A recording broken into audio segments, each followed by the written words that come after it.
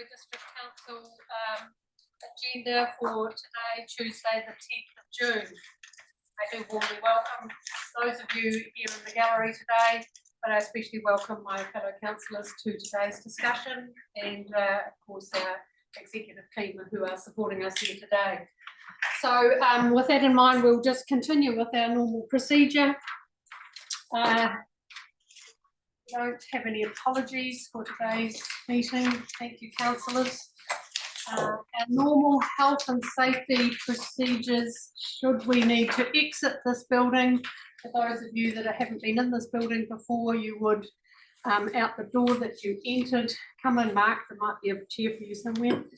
Out the door that you entered, or the door to my left, and our assembly point is over by the car park by the St John's building.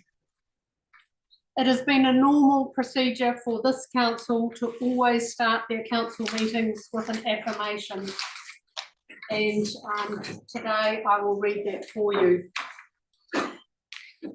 We pledge that we will faithfully and impartially use our skills, wisdom and judgment throughout the discussions and deliberations ahead of us today, in order to make responsible and appropriate decisions for the benefit of the Haranui district at large. We commit individually and as council to the principles of integrity and respect, and to upholding the values that we believe distinguish and enrich our district.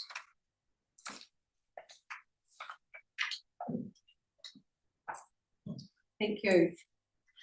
Councillors, you've all read the papers in front of you today, and can I just ask if there are any conflict of interest declarations in regards to the agenda items today? No? Oh, just I think there's the Mescals Road. There a discussion on Mescals Road today. There is. Submission started to clear a conflict. Yeah. Okay, thank you. And may I have it noted for myself, I am a trustee on the Queen Mary Hospital Historic Reserve Charitable Trust, and that is an item for, we've received a written submission in that regard. When it comes to that item, I will sit back from the table and ask the Deputy Mayor to manage that part of our agenda today. Thank you. As normal procedure, this meeting is live streamed, and we have a recording device in action. Thank you, Graham. Councillors, I just want to make certain that you have the information in front of you today. There has been two items circulated separate to our agenda. One was you will have received on Friday, which is the budget for the final annual plan. Jason sent that through on Friday. You should, can you just all acknowledge that you received that information? Yes. Thank you. And you have also an officer submission that you have received through your email as well. So councillors, can you just ensure that you've all got that in front of you? And I have got that, but can I just note that that arrived at 9:24 this morning, and so I don't know how other councillors are placed, having come from an audit and risk meeting, but I haven't had a chance to read that in depth. Okay, I will note that. Thank you, and we will use that. I think that's just important to note. Okay. So thank you. With that, there's nothing further to receive at this point. Assuming there's no urgent business that we need to deal with today. Thank you. So with that, we're a couple of minutes early, but I think we could probably maybe start, Graham, if we're good to go. So we do have we've received our papers in regard to the submissions, and if I can just, is Claire going to speak to this? No? Okay, all right, that's fine. So what I might do is, councillors, you do have in front of you the submissions. You've got the full suite, and you've also will have noted the ones that we're receiving oral submission on today. And I think with that, I will just move straight into that. Our first oral submitters are on page 93 in your agenda pack, and so I warmly welcome Paul. I think, Paul, are you going to speak? Paul and Bruce, are you both going to come to the table? Yeah, thank you. So welcome to the front. Might be bring a chair with you by the look of it. So you've got to bring the chair. Yeah.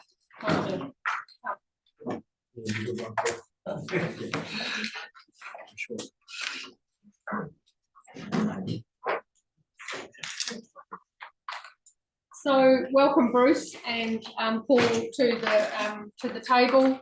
Just for transparency, Bruce and Paul made an appointment to see me on Friday morning last week, and I just would like to have that noted, I guess, that there was no offer of any predetermination of an outcome of today. It was the meeting, I guess, was requested by Bruce and Paul for them to give an outline on what they're wanting to work through. So I just wanted to have that noted for the agenda in regard to transparency. So you've got 15 minutes, and then there will be 5 minutes for councillors to question. Councillors, I will just remind you that isn't a time when we will be debating what we've heard. It's actually a time for you to question further what you have heard or read in regard to the written submission in front of you today. So with that, I'll hand over to Paul if you're going to kick off, or Bruce, you're going to kick off, whatever. We'll get a buzzer to go off in about 15 minutes, and then we'll go from there. How does that sound for you? Sounds great, thank you. Okay, floor's yours, thank you. Right, Madam Mayor and councillors, thank you very much for this opportunity again to talk to you and to talk to our written submission. It's an extensive written submission, and we don't intend to go through that in detail, but quite a lot's happened in the last couple of months since we wrote that, a couple of weeks, sorry, since we wrote that, so we want to bring you up to date with that. 12 months ago, I sat here and showed you a picture that was 2 days old at that point, where the sea had just come over the road, and today I want to show you a couple of pictures. Thanks, Graham. The first one is in the agenda.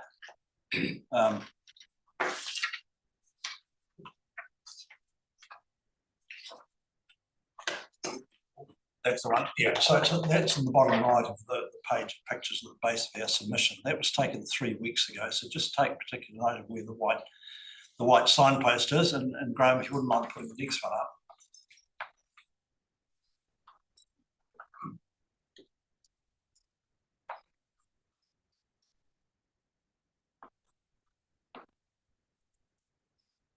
Okay, that was the photo taken just 2 days ago on Sunday. And again, you can see the white post. The only way to get out of the area now, or on Sunday and now, was to the inland side of that white post. So within 3 weeks, the sea has advanced probably another 20, possibly even 30 metres. So that's how fast the sea is moving.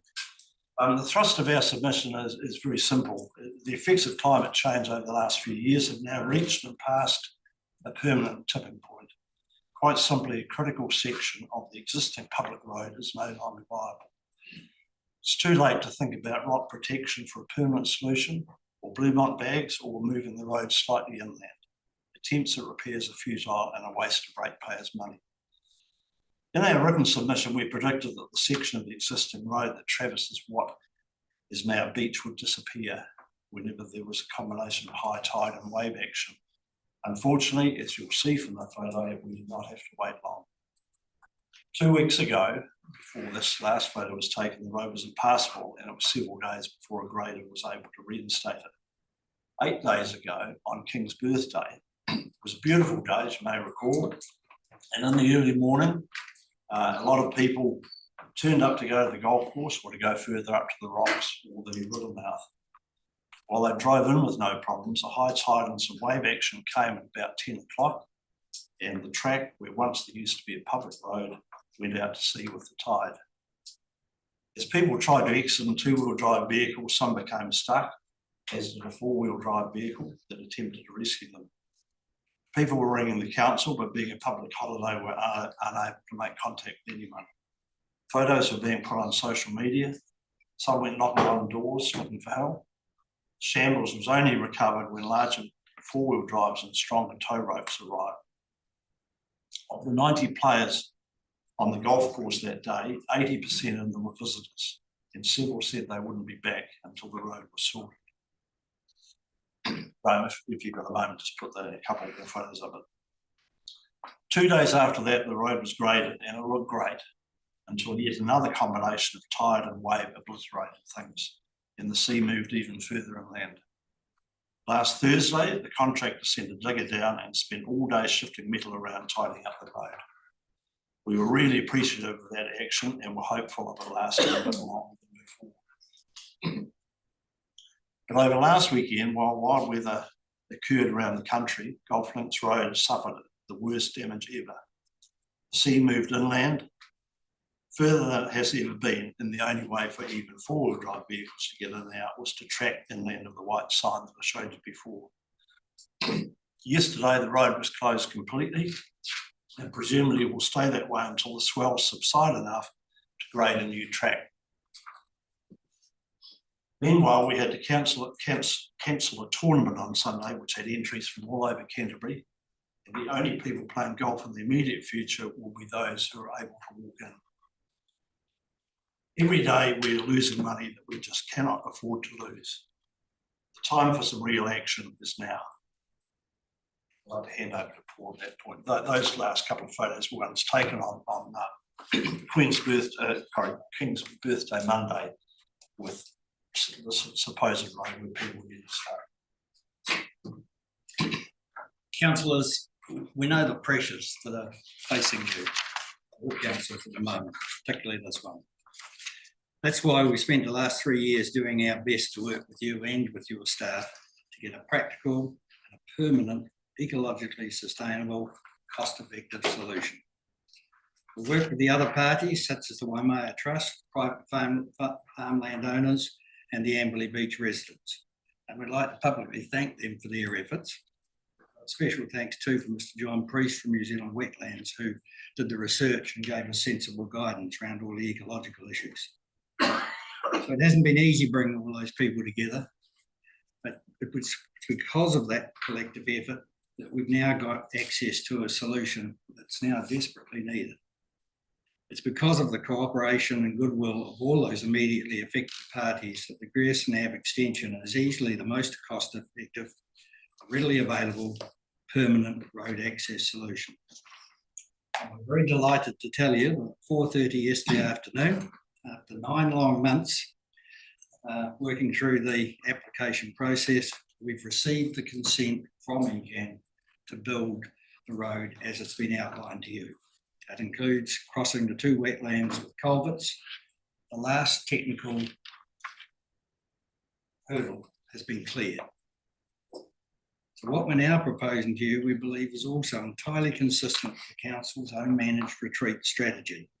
But now's the time to put that strategy into action. We're asking you to act now. We think that is, in economic terms, now's the time. Market conditions will never be more favourable because NZTA has cut back every council's subsidies. There's not much work out there. And in our area, until the Wood End bypass kicks in, there's going to be quite a few people looking for a job or two. We don't need to wait. It's a very simple construction process. We just need a few days of dry weather to do the main culverts, and the rest can proceed in anything but very worst weather. So right now, we believe the council should be able to negotiate a very good price for what is a simple rural road with no complications. It's a bread and butter job, and it should attract a bread and butter price. Work could begin immediately if there is the will. The work could be done even within the current financial year, utilising any shortfall in the current year's work programme. The groundwork has all been completed, consent is in place, and now, councillors, we're in your hands. It's not just for the golf club. The benefits are wide-ranging for the whole community. Golf Links Road is a popular and heavily used public road access. The river mouth, the Northern Beach, the Historic Reserve and the Lagoon Reserve collectively attract all sorts of people: fishers, walkers, surfers, beachcombers, picnickers. There's even those who just want to sit and contemplate, because it's a great area. Sea level rise will, and has already started very definitely, to change the whole beachfront. That doesn't mean it's the end of things. It means that we can now address the potential that the area will have as an amenity for both Amberley and the district. The golf course is part of that. It's open to everybody at a member of the public at a very reasonable cost, and it hasn't cost the ratepayers a cent to develop or maintain. It brings a lot of people to Amberley. Most courses are only 9 holes. Green fee players from out of town come to enjoy what we believe is the best course in North Canterbury. Without safe, reliable public access, all this is at serious risk. As the last few days have shown, once a problem is now a genuine emergency for us. The Grierson Ave extension proposal provides a permanent solution. The road will be well inland from the present lagoon and wetlands. There'll be a significant buffer zone left, and we are confident that the proposed inland road has a minimum life of at least 30 to 50 years. As the club stated in its written submission, we accept that strategy of managed retreat. We're not opposed to what the council wishes to do. We accept the Jacobs consultant's conclusion that at some point over the next 30 or so years, we may have to start to find maybe 2, maybe 3 new holes, because those 2 or 3 of our holes will be affected by seawater along that coastal frontage. We're hopeful in the long term, by working with our neighbours, it'll be possible to reconfigure any lost holes further inland. And it's because of that that we ask you to accept that the time has now come to urgently adopt the Grierson Ave extension and commission the work as soon as possible. I know that there's a lot of pressure on the council and the workload for council staff. Somebody's got to put all this together, and we think we can continue to help you. We have an offer from a qualified engineer, recently retired from a major construction company, to undertake the design to council specs. This generous offer will also extend to contract preparation and construction supervision if desired. We also have club members waiting in the wings to remove the cracked willows and other weeds choking the reserves and to carry out new plantings. One final point. We are aware that there's been concern that because the Grierson Ave extension utilises a section of what's been called the Hall Road, there could be the potential every 7 or so years for a clash between trucks replenishing the beach settlement bund and the users of the new public road. Councillors, there's always been clashes between public works and public roads. Happens all the time. And these clashes are managed every day by standard traffic management procedures. Those procedures will efficiently and effectively deal with the very occasional use of the new road by a couple of trucks replenishing the bund. There is no problem and there is no need for concern. Very happy to answer any questions that councillors may have or clarify any points. Thanks, Paul. Thank you, Bruce. And I just want to congratulate you on the submission that we have received. I think it did cover many of the topics that we're very aware of. We're acutely aware of the situation, as you have identified today in your oral submission as well.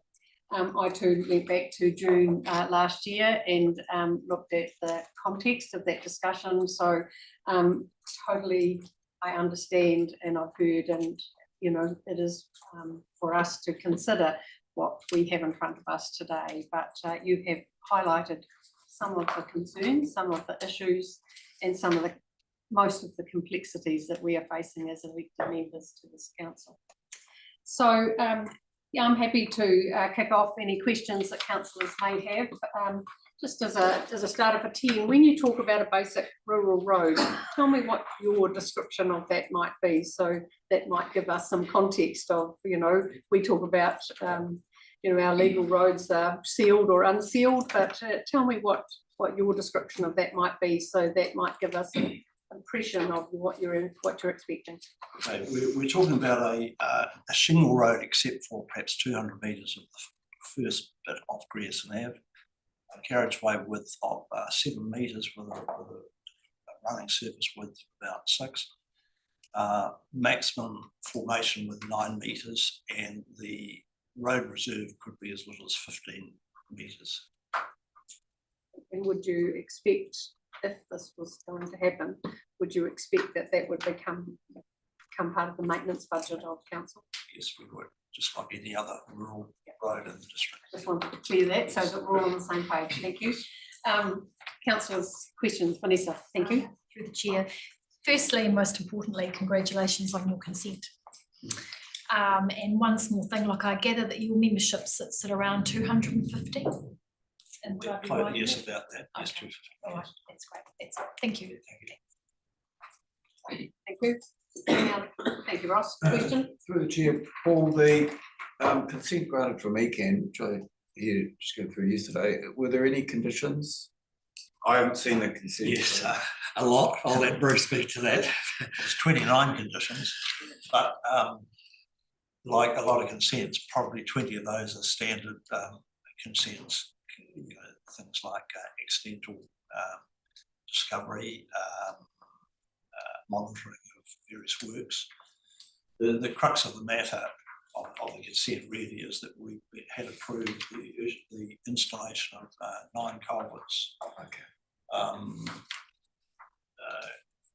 It includes the 2 across the wetland, which we refer to as culvert 6 and 9, are the major ones, and that was the thrust of our concern initially, was that the one at the culvert 6 at the point in the alignment, if you can recall that, it requires 2 1.2 metre culverts. That was where you may recall your staff suggested that we need a $1.2 million single lane bridge over that. So we have consent now to put twin culverts in to cover that part of the wetland. And the other one is a twin 375 millimetre culvert, so the very small culverts in the west of the road. So there's no conditions that concern us. Obviously, there's replanting of the wetlands required where we damage them, all those sorts of things, but the things that you'd expect going through that sort of environment. There was mention of blizzards. Oh, no mention of blizzards at all. Okay, that's been an awful lot. Not at all. Thank you. Thank you. I'll have another question then and then see if there's any others, but you both acknowledged sea level rise in your submission. And I guess, you know, if we as a council were looking to support, you know, a new road, which would be of significant investment, and as you've identified, no NZTA support to that new road, where do you see, or have you got any analysis that would back up whether we were going to get 10 years, you know, 20 years, 100 years out of that return value of that investment? Because it's of concern to us, of course, that, you know, we have, you know, we could easily put in a significant investment, and the pictures that you've shown us in a 2-week turnaround, and that investment would be equally concerning to you as ratepayers as it would be for us about making that decision. So can you give us a bit of a steer on where your thinking is around what is the likelihood of that investment? Is it 50 years? Any assessment of that? Well, I think we're largely, I suppose, guided by the Jacobs reports which you received and which we were shown, which said that within 30 years it's possible that the golf course 2 holes along the coast would be inundated by seawater. So that's a 30-year time frame, but I think your own management street strategy that you've agreed to talks about a 30-year lifespan of the village itself. So we're talking at least 30 years. The road is at the western end, western side, the furthest away from the beach than any of the houses on the beach. So we believe that at least 30 years, and depending on what happens in that time, whether Jacob's predictions are accurate, it could extend to 50 years. Thank you. Any other questions from councillors to clarify what you do?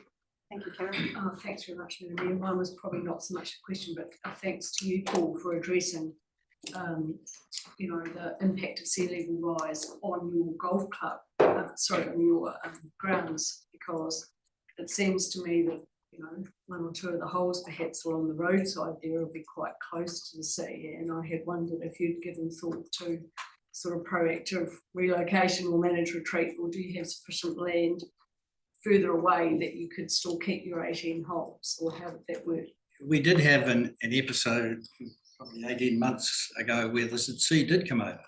And we had big brown stains along one of the fairways, and that really brought it home to us that it's going to happen. If the sea comes up, as it seems to be. But if you look at the entire golf course, there is I'm not a golf architect, but there's a bit of wiggle room here and there. But more importantly, we've got immediate neighbours where we would only need a little bit of land. Part of it's wetland, but wetlands and golf courses go together quite nicely. And places where people have dug out to get gravel and left a little bit of a lagoon. If you've watched any of the golf on TV recently, you'll see that that's very much part of a modern golf course design. Obviously, there's a lot of work to be done. Once we've got the road coming in, and it's coming in from an inland position towards the sea, so it's not always exposed. The worst thing that could happen is lose a bit at one end.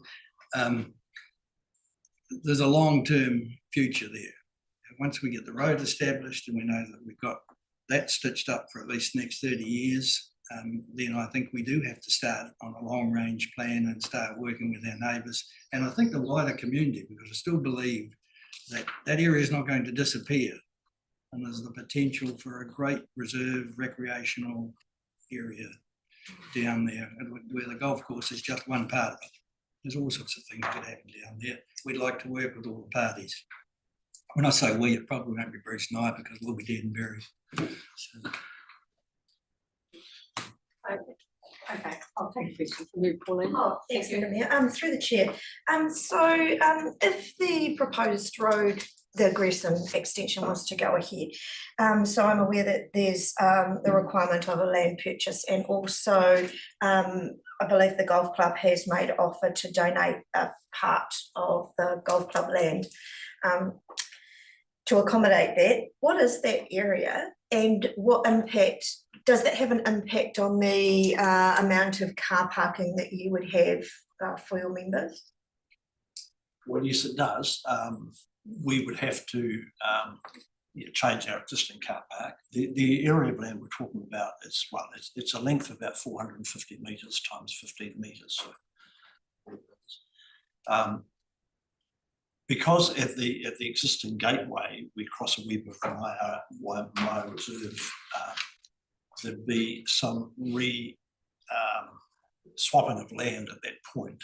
They have a number of little isolated triangles of land which would be put into their reserve, which would fill up a tiny wee bit of land to replace the car park we've lost.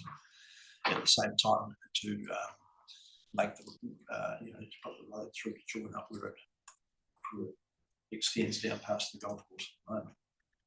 So yes, we'd be faced with doing refencing, changing a car park, etc., to accommodate it. But obviously, we're prepared to do that for the wider good. And while Paul said we have a bit of land we're looking at over the fence to perhaps more holes, we'd be losing land where the road would go, which we could have possibly put holes on there. So it's not just wasteland that we're suggesting we would donate. It's land that is quite valuable to us, but obviously, as I said, it's for the wider good, and we'd be happy to do that. Can I ask a supplement? Thank you. Through the chair, so that those pockets of land that are owned by the Waimea Trust, I read in the submission that you've had some conversations with them and they have indicated that they're comfortable with that. Is there a formal process that has to happen there, or is it for want of a better term, a gentleman's agreement, or how would that be?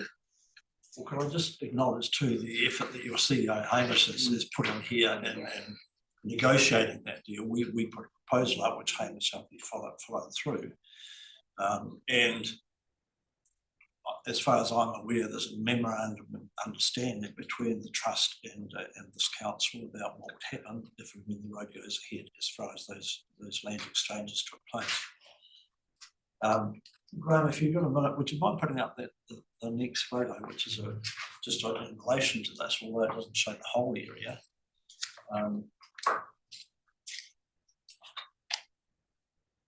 Plan.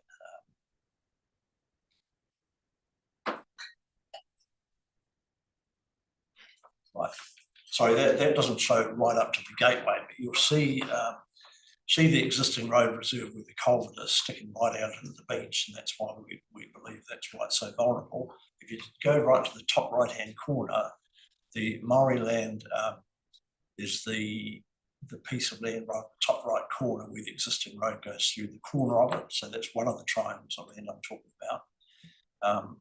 The Maori land also extends to the west of the existing sealed road. So when that's closed, that will become part of the reserve also, as well as the little triangles outlined by the gateway. So we'll tidy up some pretty untidy sort of historical anomalies around land ownership down there.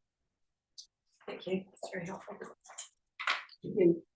Councillors, I think we've had a chance to explore and inquire further on what we've read and what we've heard today. So with that, I thank you both and thank you all actually for coming along today to signal your intention. But I just need to convey to you all here today that your messaging isn't lost with us. We understand, and it's good to hear today that you understand the challenges that we're facing, I guess. And today this afternoon we'll be deliberating on the suite of submissions that we have received, and yours is one of them, so or a cluster of them, to be fair.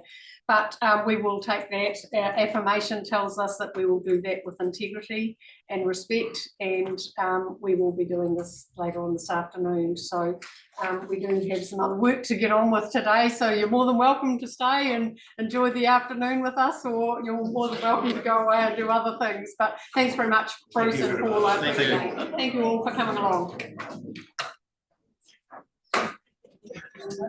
Councillors, I will ask you to turn to page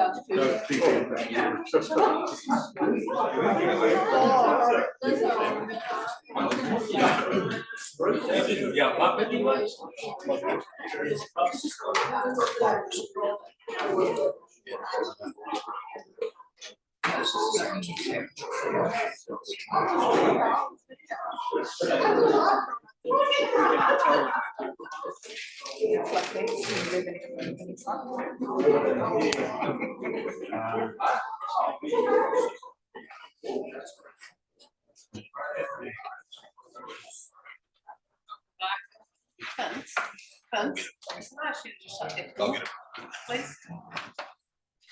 Oh, thank you. Sorry. Welcome, Mark. It's great to see you here. Thank you for coming along today. You're here to represent the St James Trail Trust.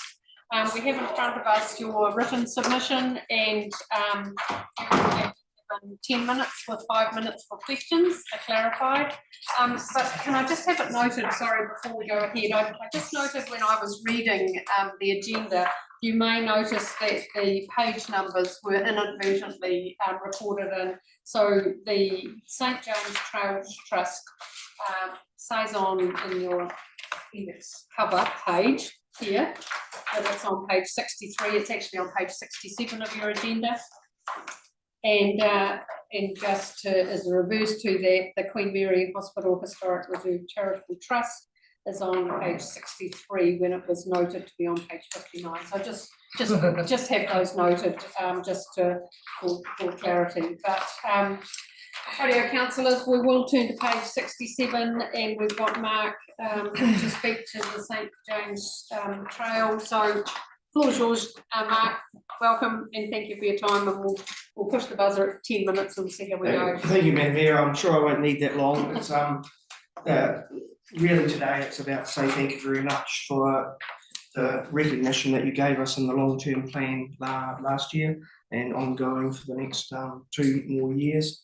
The $20,000 that you credited to the St James Trails Trust, we've been able to use that along with the co-funding to generate $153,000 of work on the St James Trail. It's the first year since the trail has been built in 2009 that we have had fully funded for the maintenance of the trail. We still have probably, I would estimate, at least 3 to 4 years of a similar level of input before we catch up on, shall I put it, the deferred maintenance of the previous custodians of the trail. So the St James Trails Trust has been looking after the trail with a comprehensive community agreement with the Department of Conservation since the 1st of July 2024. Prior to that, the Huronui Trails Trust had some involvement, but this is the first year we've been fully funded by MB. And so when I say fully funded, as you'll be aware, with MB, it's always co-funded, so it's dollar for dollar. Your 20,000, the DOC's 25,000.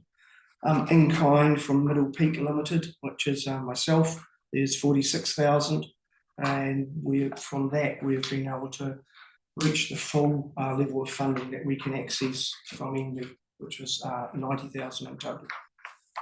Once again, we'll be applying this year in the same way. If there was any extra funds available at all, it would mean that we can minimise the in-kind that is currently on the shoulders of Middle Peak Limited. We are currently having a bridge built at the moment after 4 years, and so the bridge is almost complete, and it's just the structure on the western side that needs to be completed over the next 3 weeks.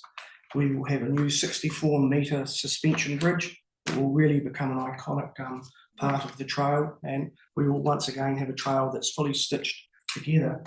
I would estimate in the first year we will see at least 1,500 riders on the trail, and we'll likely see that increase by over 1,000 riders every year for the following several years.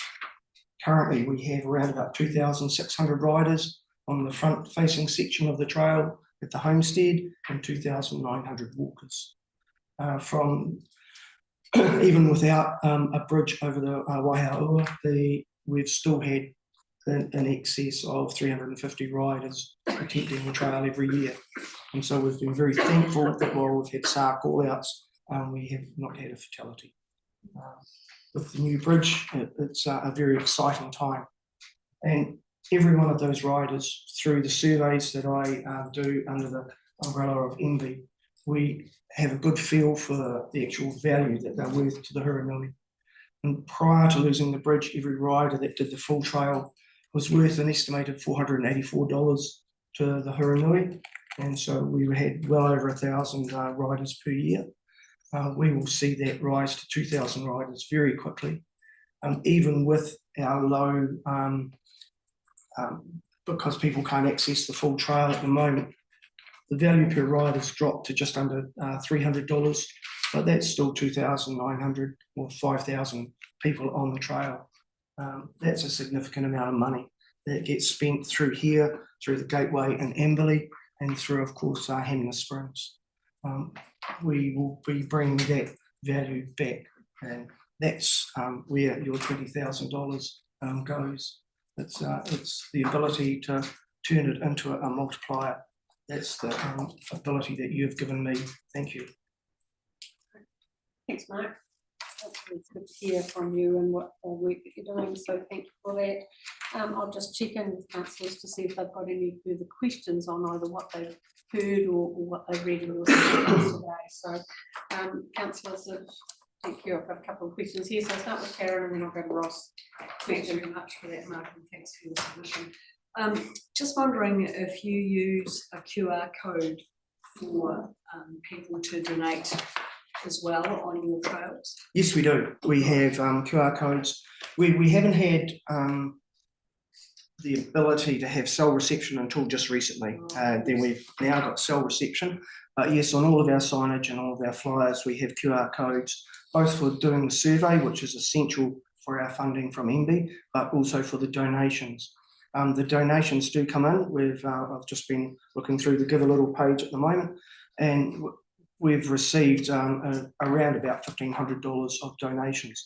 Some of that gets tagged specifically. So we had a $1,000 donation. We built a new section of trail called the Waterfall Bypass, which is really where the trail was originally supposed to go, down into the Edwards Valley. And a rider donated $1,000 to put a small boardwalk on there. Oh, thanks, Karen. Ross, your question? Yeah, thank you. Through the chair, there's no thought down the track of charging at all for this trail? We thanks for the question, Ross. I'd love to charge. We don't have the ability to charge because it's all on public conservation land. Okay. And so the only way we can really charge is, and the future plan is to put a 25 to 30 bunk lodge in the centre of the trail, and then we would be able to charge for the use of the lodge. That is effectively how trails like the Old Ghost Road have become self-funding. Okay.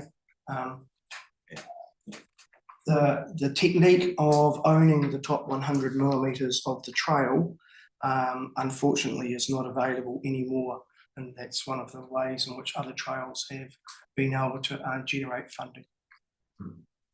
Yeah, look, thank you for that. And having just done the Old Ghost Road, I thought that was fantastic, and was more than happy to pay for the accommodation. So, and the mention of potentially a hut there being a source of revenue. Yeah. In the 10-year plan that was done in 2017, it was highlighted that the ideal place for a hut was at Camping Stream, which is halfway between Saddle Spur and the MacArthur Bridge, several kilometres up the valley from what is now the pool hut. And the plans have been done for a hut, but first of all, we need to get a complete trail again. Yeah, thank you. Question, Dave? I should know the answer, but is the track e-bike compatible or not at all? Yes, it is, but it is grade 3 and grade 4, and there's some grade 5 sections at the moment. And so we are at one end of the continuum of great rides. So we sit down similar to the Old Ghost Road.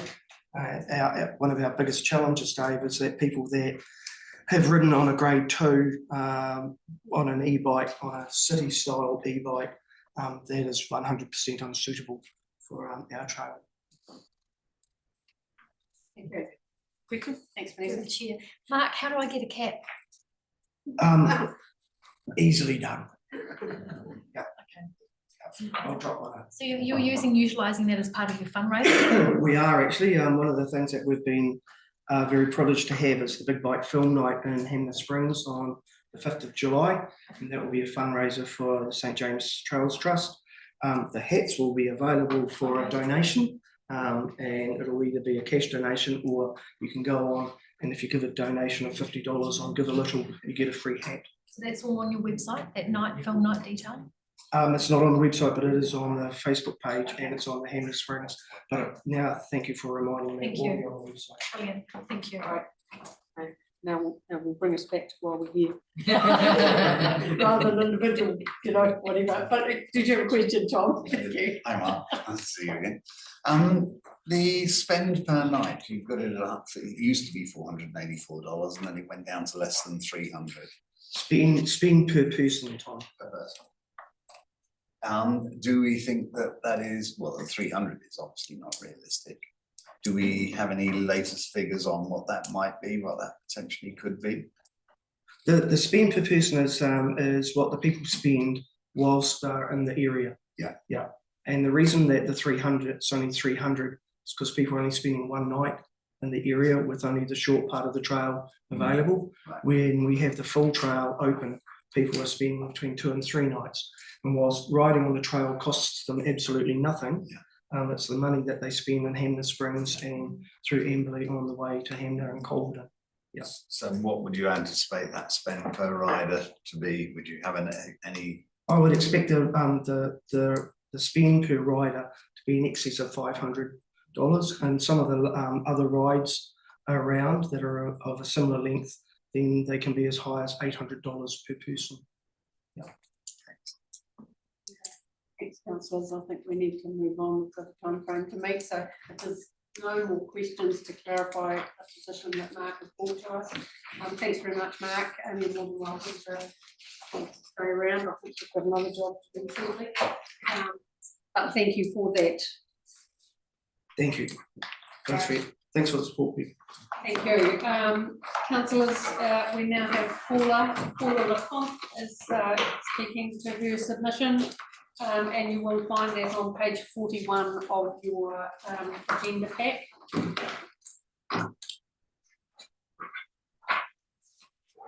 Welcome, Paula. Cheers. You are not unfamiliar to the situation either, so we have granted you 10 minutes to speak to your submission, and then I will ask the normal procedure, see if there's any questions of clarification of councillors for what they've either read or heard in your submission. So thank you. Your time begins now, and we'll do the buzzer at 10 minutes as well. Thank you. Thank you. Thank you for the opportunity to speak to my submission, in which I commended to date the approach taken by HDC to roading in a district with many sealed and unsealed and challenges of a small rating database. All New Zealand roads are facing heavier weight and volumes than they were designed for. Sealing improvements are constantly sought. I think HDC has endeavoured to face up to this reality, and NZTA is still fully yet to settle under all of the changes with government. The example that I'm saying you think you've endeavoured to face up to it is the current project being worked through with Mescals Road, with a proposal requiring 75% of the property holders to agree to contribute 50% towards the cost of sealing. I know that's work in progress, but I commend that on being a new way of looking at things. That contribution is based on increased land values outcome, is appropriate and innovative. I think all HDC rural roaders probably look with interest at what's happening there. It could and should be precedent setting. There have been 2 pertinent changes just this week, as in like last night when I saw the ECAN consent come through, so congratulations, I saw that last night. But I also saw the budget set down for later today, which includes the managed retreat process for the beach and the expected spend there, which I will be sitting in to listen to with interest for the rest of it today. However, my submission is on a personal basis. This is not the Amberley Beach Residents Association, this is my personal submission. So with yesterday ECAN approving the resource consent for the new road to be built. In that budget discussion around what was going on with that would be the land acquisition and the road, etc. So with that in mind, I want to ensure that a process is worked through where contribution by the golf club members and green fee players is considered. Why, you may ask, is their current access to the golf course is via the Amberley Beach community, where each of the rateable properties pay a levy of over $300 per annum, with it expected to increase annually each year on top of their rates for the original and the recently renourished bund. That same bund gets golfers to the culvert and to the club for most of the time, or has. I'm not aware of any rated bund contributions paid by the golf club. Hopefully that 50% figure being used for Mescals will be considered for the new Golf Links Road. If approved for funding, the members will still continue to access via Amberley Beach on Greeson Road through and then the extension of Greeson Road. So their road starts from within the community that is protected by the bund. Regardless of whatever happens with that model, all HDC ratepayers will face an increase in their rates if you change your budget from the current 13.5 million that's been set to have this road done this year. I'm not adverse to that road. My parents are golf club members. We're green fee payers as families. My conflict of interest perhaps is that we have in our family group 3 properties we pay rates on. So all 3 of those properties will see a rate increase, plus the levy we pay for the property down at the beach. I would hope that the project on the Peninsular New Road includes open public discussion on financial contribution, just like the beach residents contribute.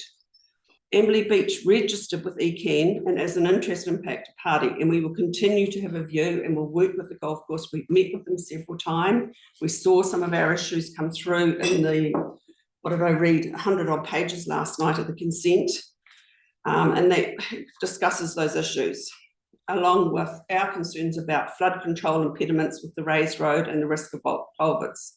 The consent, however, does refer to those, and I think we can work through with those. And it talks to the ceiling component of the first couple of 100 metres as being an HDC component, not part of the ECAN consent. As already presented to the council last year, whatever happens, the road section at the culvert and north of the bund will still need to be resolved. So the photos that were shown today are very pertinent. As a beach community down there, we will still have to protect the lagoon from flooding and water ingressing. It doesn't go away. I was down there with Robbie on Sunday when we were down there looking at the storm action going on. I explained some of the issues we've got with the deltas forming into the lagoon, raising the levels, and that will still need protecting whatever happens. So there's lines, board works that were put around and as the walking area of the lagoon all need to be protected and saved on that same strip of road, which could now be abandoned. It is not equitable if some section of the HDC ratepayers are being levied and others are not. Levies for improvements, like the proposed massive ceiling and the existing levy paid by the beach payers, must be consistent in application by HDC, in my personal opinion. While I acknowledge the Golf Links Road is a public road, there is a cost to all of HDC in it being there. I think there is a lot more public and open discussion required before funding is finalised. Just like the beach community awaits update on the HDC seeking central government contributions to our funded renourishment, we'd also like to see the logic of 50% being the figure of Amberley Golf Course contributes to even up the bill part. This would require an increase in their subscriptions and also their green fee levies. In closing, I note that the roading budget for the request is not mentioned in the updated budget paper that's here for today's meeting. Careful planning is required to keep to the 13.5 already proposed in the HDC budget, and that is what I submitted on. A transparent, no surprise budget is the expectation. And I'm open to questions. Thank you, Paula. Thank you for taking us through your written submission, and you're on time, 3 minutes up to sleeve, so that's fine. Look, there may probably be some questions of councillors as well in regard to what they've heard or what they've read in your submission, so I'll open that up for question of inquiry now. Sorry, just clarity, this is, you're speaking on for yourself? Yes. Not the beach community, regarding the bund as well, so it's your own opinion? Yes, we hold a property down there, and while I'm on the committee, I am speaking on a personal basis. We decided not to put an Amberley Beach proposition because we didn't have timing right with meeting with our community. And of course, as I prepared this, even I did my submission, there's been 2 major changes yesterday and with the budget, seeing the budget documentation come out. And I take from what I've read and what you're saying here today is that you would expect, or it would be your expectation that it would be a widely consulted process if we were going to include the costings of a road to the golf club in whichever process. Is that what you're saying, that it shouldn't be just a council decision as such, it should be a consulted discussion? I'll answer that in 2 ways. The ECAN consent, as it's been consented, is non-notifiable. We registered as on behalf of the beach community as an interested and impacted party, and while our points have been noted in there, it is non-notifiable. So that means at the moment, other than you talking about it here today, the rest of the community will not be involved in that consent process unless you as a council choose to do so. The ECAN step of consent is step 1 of a long process, obviously.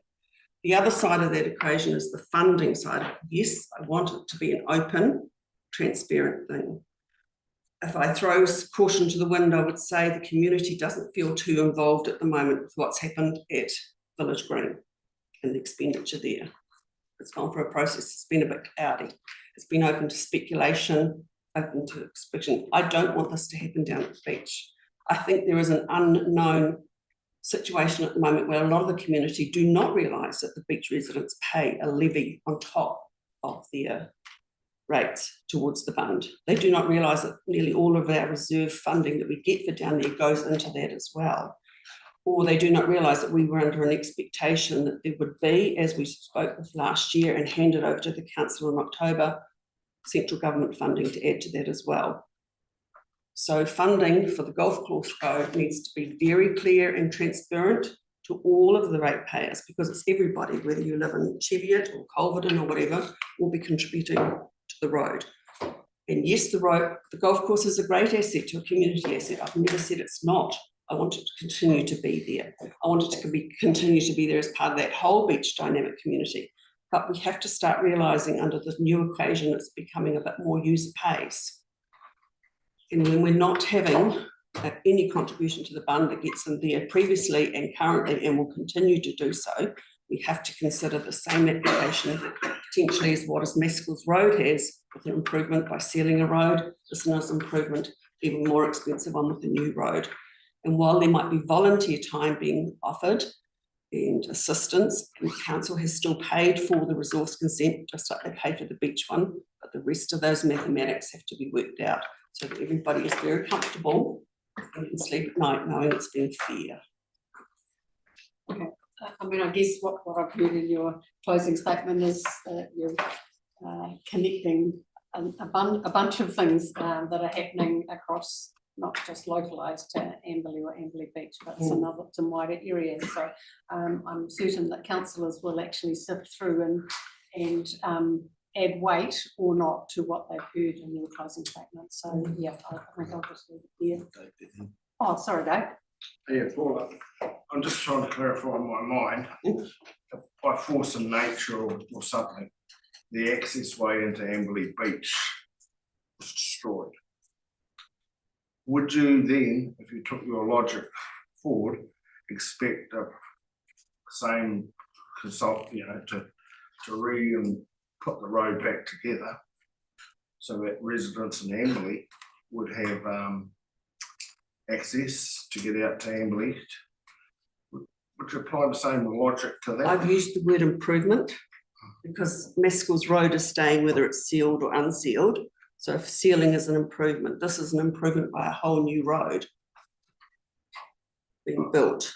So at the moment we have a road down to the beach, and as part of the coastal adaptation plans, which I think you will be aware of, there is a process over time for a managed retreat or proactive retreat. I think the wording is now being used.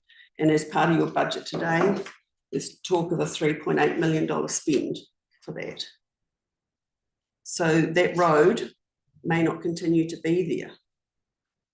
If the managed retreat is brought forward and happens earlier, however, down there in that same area where your golf course is, where your community is also the Amberley sewage treatment statement. So any future budgeting must start to factor in where you're going to do and what you're going to do with that as a council as well. It's in that same area that your Jacobs reports said will flood. Have you read that? Getting into debates and just. Okay, so no further questions to clarify what we've heard or what we've read. Thank you, Paula, for your time. Appreciate that. From Mick, is Mick coming in today in person? Is what we anticipated? He was supposed to be on. Yeah, okay, thank you.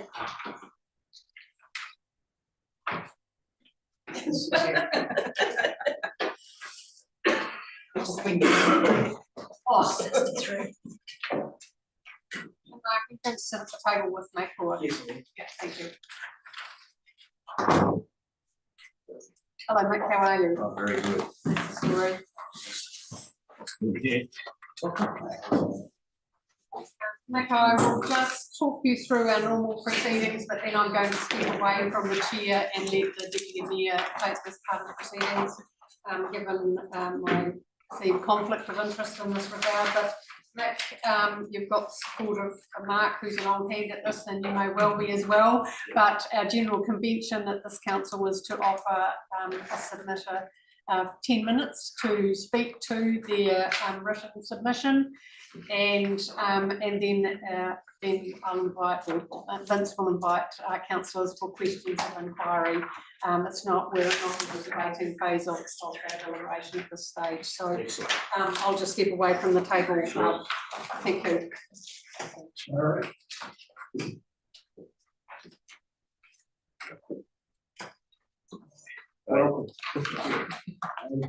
You've had the background, the floor is yours.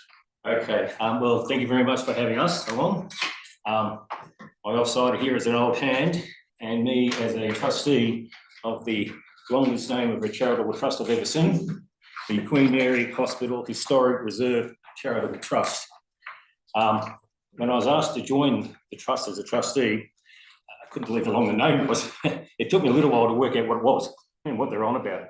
So I've been a trustee now for 3 weeks, 3.5 weeks. Okay, so I can understand you're sitting there now saying, what the hell is he going to know about the trust? Right? And you're right, I don't know at all about the trust. I prepared a little presentation here, and then I reflected on you people who are here, and now I'm a little bit embarrassed because I was going to take you on a journey, take us back to 1916 and come forward with a 10-minute history of the Queen Mary, and particularly the Soldiers Block. But as I said, you know more about that than I do. I've lived in Hemel Springs for 5 years, and I love it. What I'm going to do is an alternative, all right, if you can bear with me.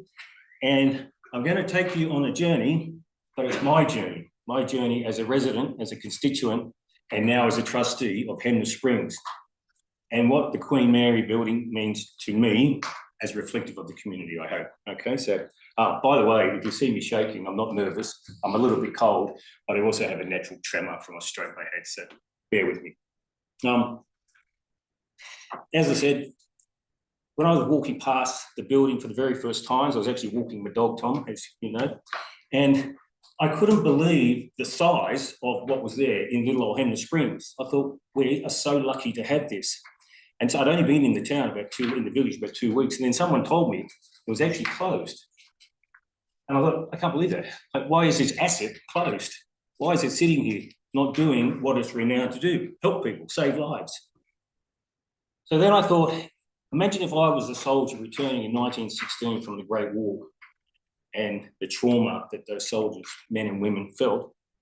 And I was able to come to this place at Hemel Springs and receive not only treatment and some of the most groundbreaking treatment for its day at its time, but also to be invited into the community by the members, albeit small then, of Hemel Springs. And I was just reading recently in preparing for this, is that in those early days, there wasn't nurses there, formal nurses there. They were actually members of the community that were caring for the patients. Patients they didn't know, but they knew that they needed care, they needed help. And I think that is also still an attribute of communities like Hemel Springs, but particularly focusing on this monument that's called the Queen Mary Hospital. So then I came forward in my journey and I found out that in 2003, it closed. And I thought, I can't believe that, because not only has it in the more recent years served the community, served the greater New Zealand, but also Māori, in particular Māori-orientated healthcare. And here we were as citizens closing this facility for whatever reason. There's lots of reasons why that would occur. It's usually money. Okay. So I was quite sad.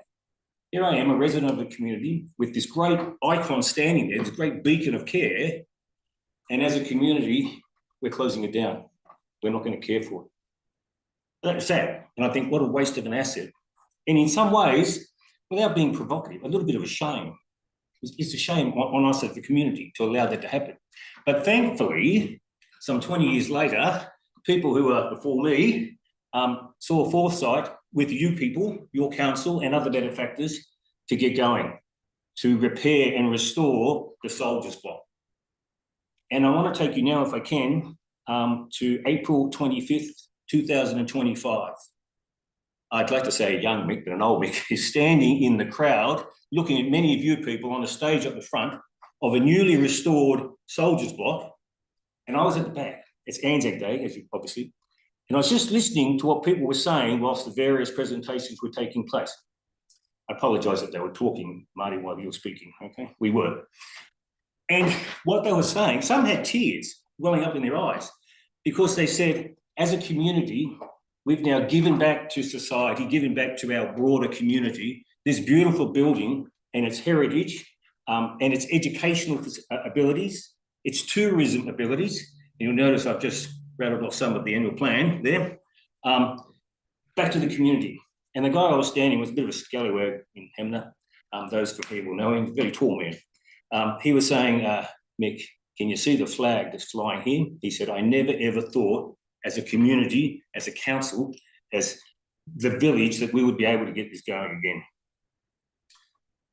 A lot of you, I'm assuming, know the journey of how we've got to here so far. Okay, we've had stage one, let's get the thing rebuilt, let's get going. We've had stage two, including the opening, and we've got stage three, Mark, that's coming now, where I guess we really start to get into the developing of the educational process of the building, of your building, of my building. We start to get into involving the Weka workshop people, again, to help us moving along. I guess that's why we're sitting here, because we've come cap in hand, because as the moment, we're a trust that has no long-term viable income stream, yet we're working on that because we've got a fundraising committee and our plans are going forward on that.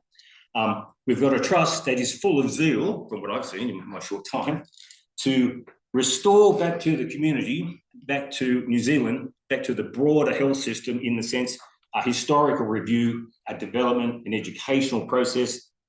And that's why we need a bit of a hand at the moment, because our goal, and I've been tasked with this, so I'll be coming to see some of you, my goal, or our goal, I should say, is to formalise the leasing arrangements so that the trust can stand up, albeit in its infancy, which is where we are now.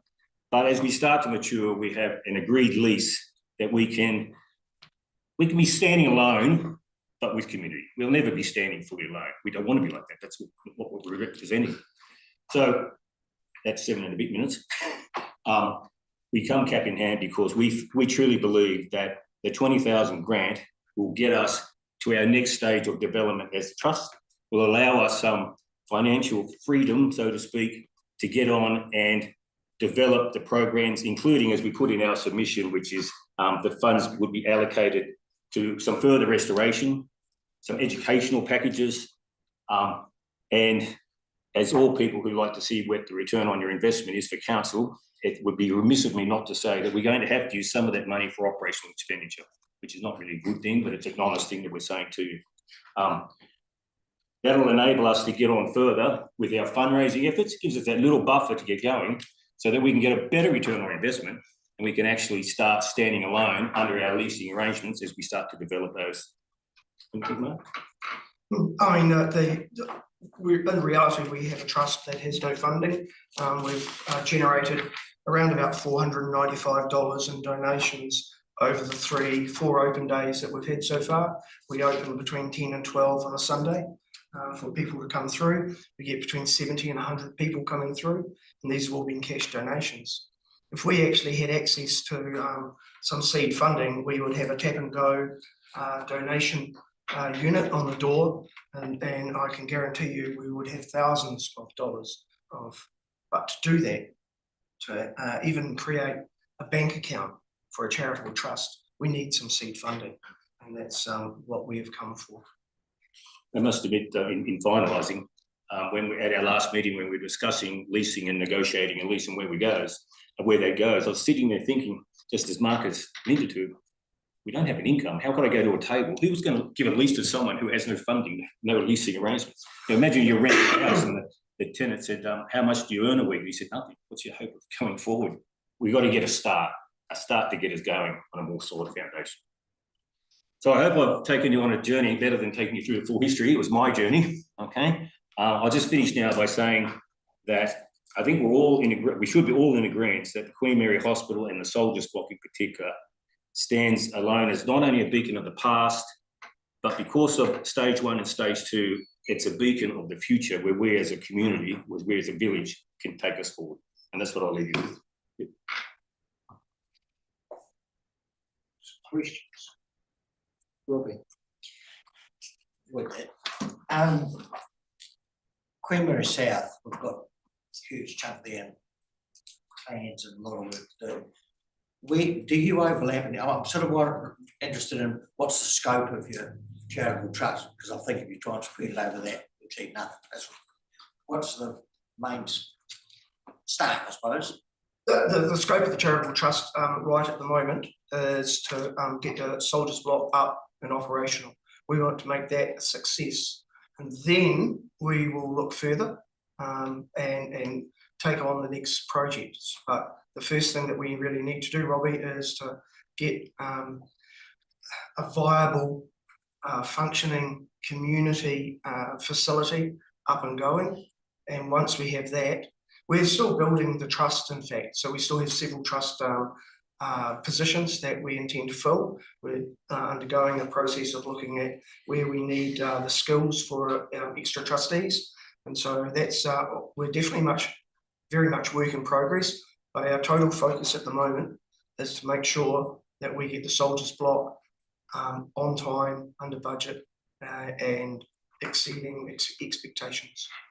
Could I just supplement you to that? So your target is developing that, but with the view to the wider community. It's not a Hamner thing. It's a wider community thing with the whole historic side of it. It's bigger than that, isn't it? Oh, it's far bigger than Hamner, Robbie. It's national, and if not international.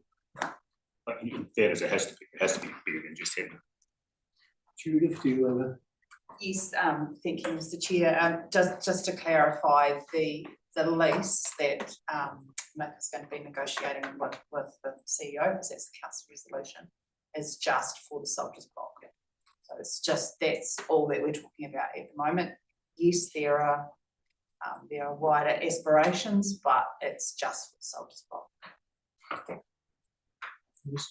Through the chair, do you plan on holding events in this space?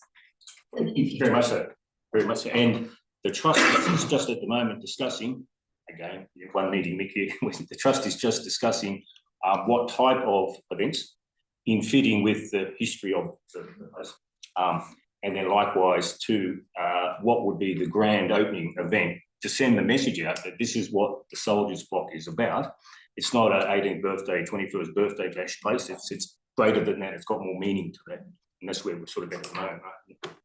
Yeah, we've been working through with council staff a matrix of charging for the style of events because it's multiple spaces. It's not just one space, it's multiple spaces, and it's to ensure that we don't end up in competition with the community hall because it's a very different proposition to the community hall.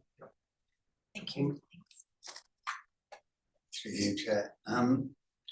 Mick, Mark, are the community gym paying rent?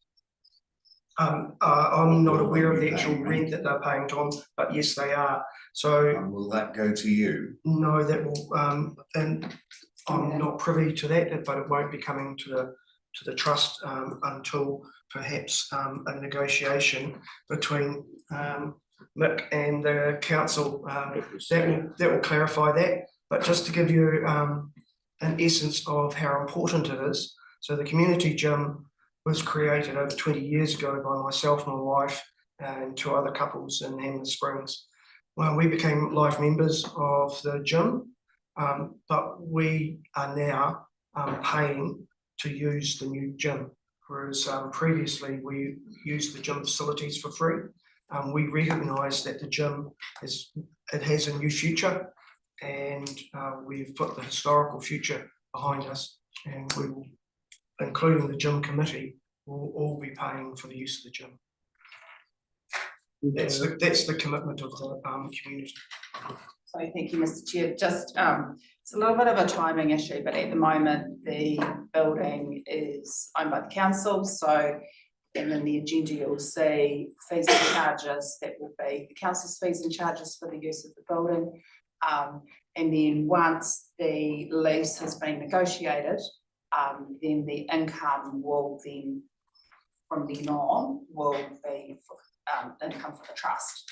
But in the meantime, that income is coming to the council, because the council is meeting the operating cost of the building at the moment.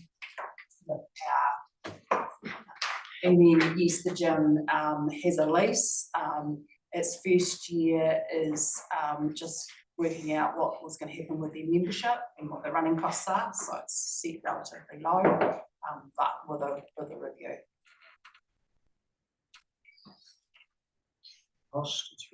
Yeah, thank you through the chair. Look, fantastic project, and we've been on the journey. Just a question regarding the potential for sponsorship from big corporate bodies out there. I know probably naming rights probably a bit of a tricky one, but is there a potential for some big corporates being on board? We have a fundraising group, Ross, that's entirely committed to raising both money for stage 3, for the vision for that, from darkness to light, but also for the ongoing running and the ongoing use of the facility. And that will, yes, include large corporates.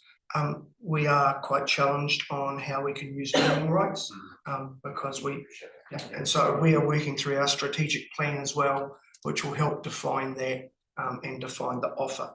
And so we're looking at the launch of the stage 3 and the major fundraising in early August. Thank you. Any other questions? Well, thank you. Thank you for the time, and can I just express a thank you to both the council and the council staff, and especially Judith, for the work that you've done over the last years in creating this legacy for not just Hanmer Springs, but for New Zealand. Thank you. Thanks very much.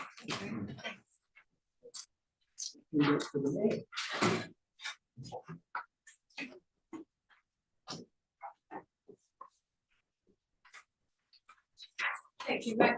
Thank you, Mark, for that. Councillors, that does conclude the oral submissions for today. So perhaps what we need to do now is look at page 3 of your agenda pack, which looks at the submissions, both for the draft annual plan 25-26 and also the draft fees and charges.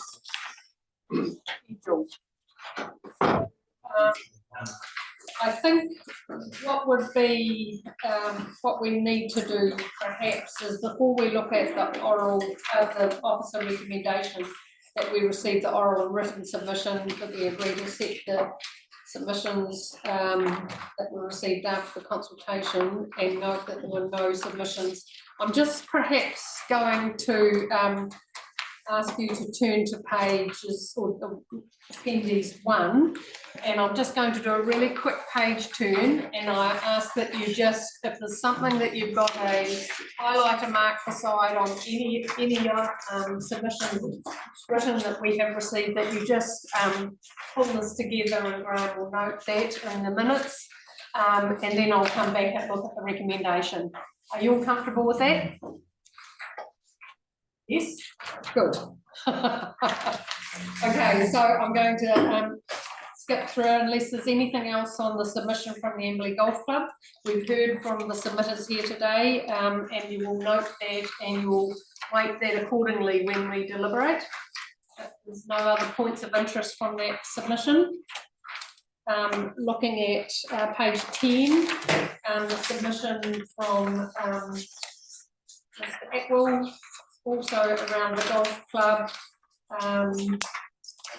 resident, and is asking us to look at some with under urgency, really. He also noted the lack of ability for any emergency vehicles to get to the golf club in its present state, but it's probably more so worse today because of them being able to get there. So I'm just going to note those. So the next submission is. Sorry, can I?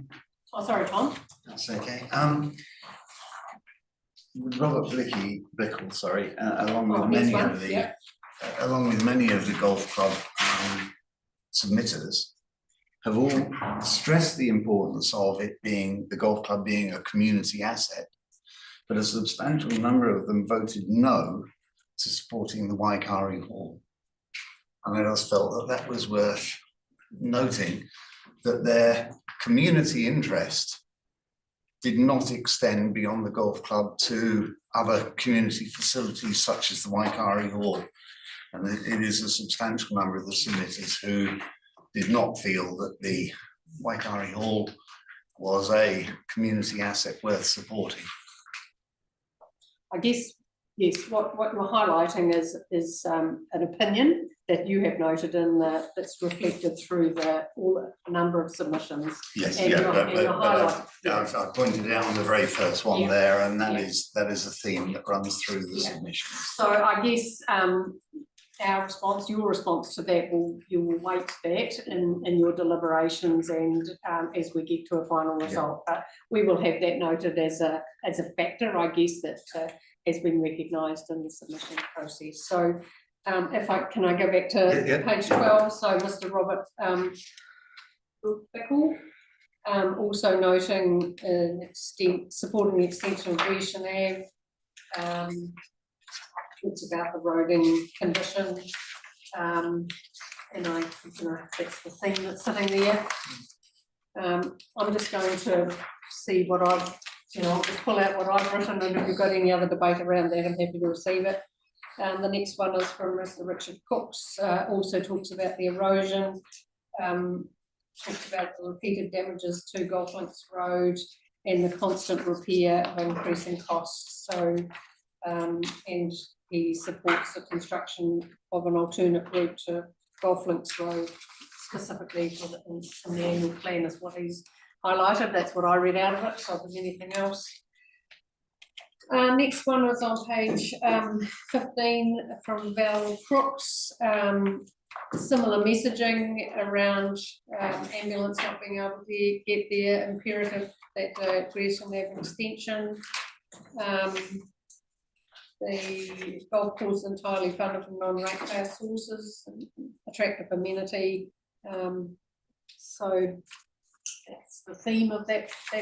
Do you have something else you want to add there, Robbie? Yes, there's some common themes right throughout submissions around the golf links.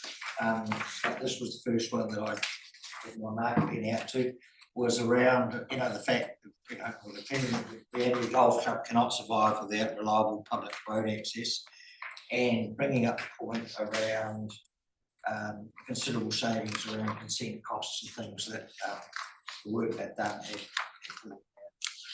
that comes through several of them, but this is just the first one I picked up on. Yeah, okay. So there again, you will weight that to your, and we'll deliberate later. These are themes that are coming through. Yes.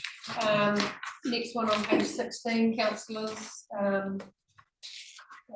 David Llewellyn, supporting the extension of Gresham Ave extension really, and here again, similar themes that are coming through about the unity values of the golf course and support. Actually, the tourism golfing, or golfing tourism maybe, something else that was themed there. So happy to move on, councillors. Page 17, Mr. John Fiedler. Same theming. He talks about the Emily Golf Club being the second busiest venue against the Hammer Springs. So I guess that's an opinion, an assumption that's been made, but we'll wait that. Ash Gennett, the next one, similar sort of story around the use of the importance of the golf club through Amberley. Gresham Avenue provides a 100-year solution. I guess that we've heard this morning that it may not be 100 years, so here again you'll pull that through when you make that determination later. Anything on that one, councillors? Next one is Valerie Claire Jennett. Same thing, recognition of sea level rise. and really the extension of Gresham Ave. The thing there, anything else that you've noted, councillors? Next one from Brian Gill. He talks about the existing road is almost certainly lost, and I guess that's something that we've witnessed this morning. I don't think there's anything else there that's of value or of difference. Yeah, can I just note the statement that he makes there in regards to pouring good money after bad, and I'm assuming that's in regards to the constant repairs that are needed and how that might be impacting our maintenance program. Thank you.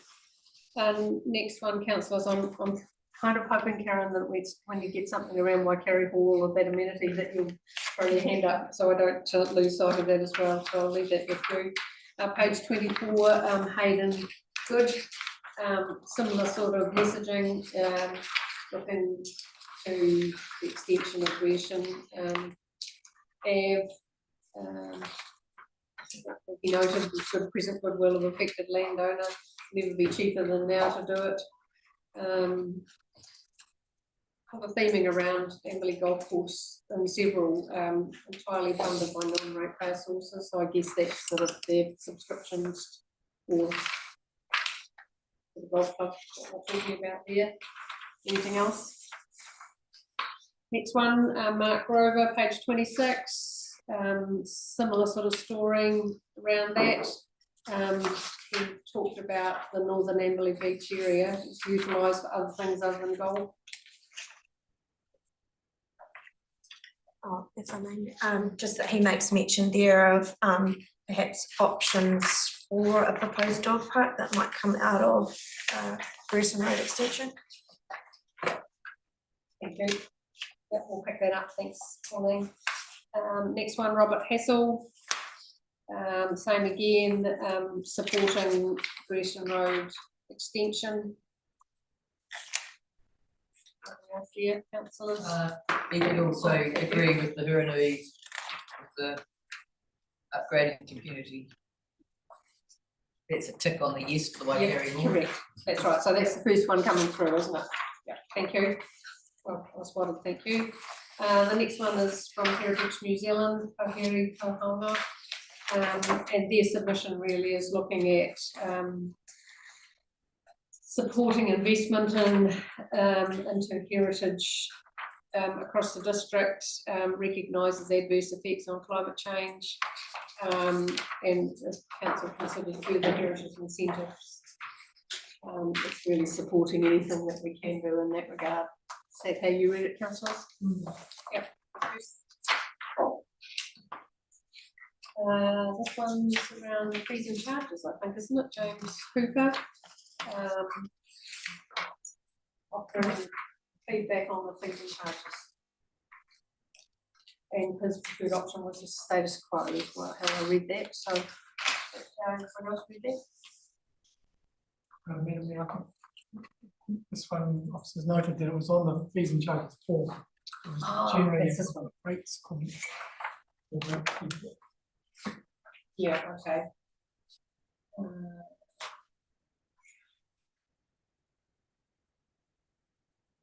So, status quo. To the feedback's there from you, Barry.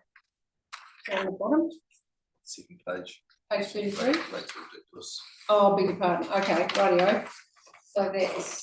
So yeah, any further comment that was around the rates are ridiculous as they are, the amount paid for them doesn't justify the price.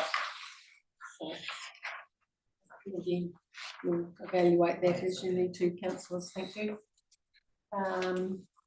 Page 35, Ryan Johnson, supporting Gresham Ave. At least put blocks in to support the road, to build up the road as a temporary measure, so I'm not really certain whether that's considering the existing golf links road and these blocks, or anybody got any thoughts on that? Have you read that, Robbie? I took that obviously it can't continue as it is, there's got to be something done to at least keep continuing getting there in the meantime. Right. Like as in the weeks to come. So almost like a temporary investment I before we think put a so. real investment in. Needs to stop. Okay.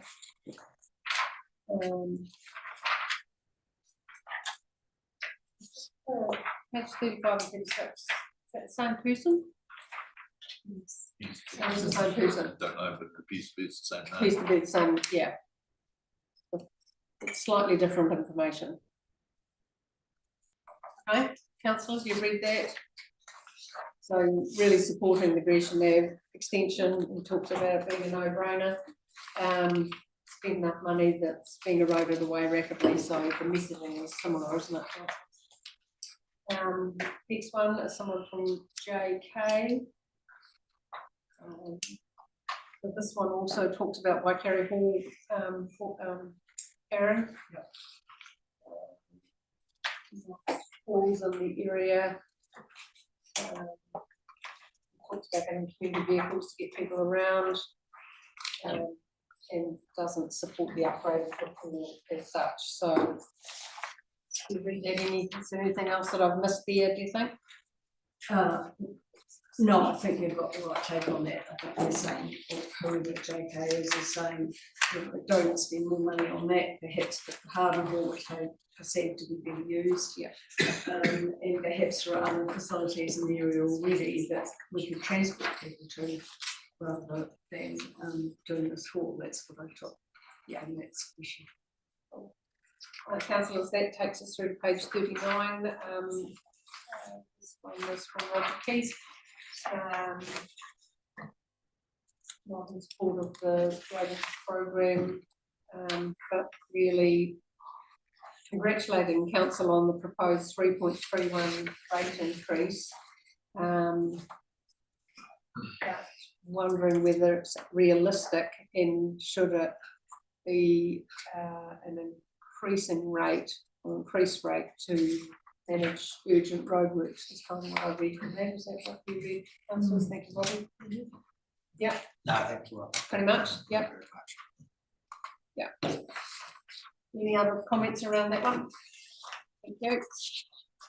We've heard from Paula and read her response, so we'll turn over to the next page, which is page 43 from Susan Lee. And that's really saying the same thing around the support of the golf course or the roading, supporting the Gresham Ave extension and the roading program for 25-26 years, the theme around that one. Here's the thing that struck me about this, which, as you say, there are a number of themes coming through, but this one seemed to be about the status of the road creates a lot of uncertainty for potential users of the golf club to know whether it's open or not. And I guess if you don't live pretty much adjacent to it, you almost have to drive there or find out in some other way whether, you know, whether it's worth a visit, particularly if you're coming from out of the area. So, you know, that probably struck me most when I read this one actually. Yeah, another point to consider. Happy to move on, councillors. Back over to page 45 from Rosemary Lester.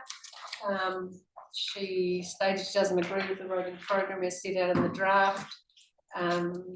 Sea level rise is in front of us, and the money would be much better on Grierson Road extension. Golf Links is a public road used by many to access variety of things.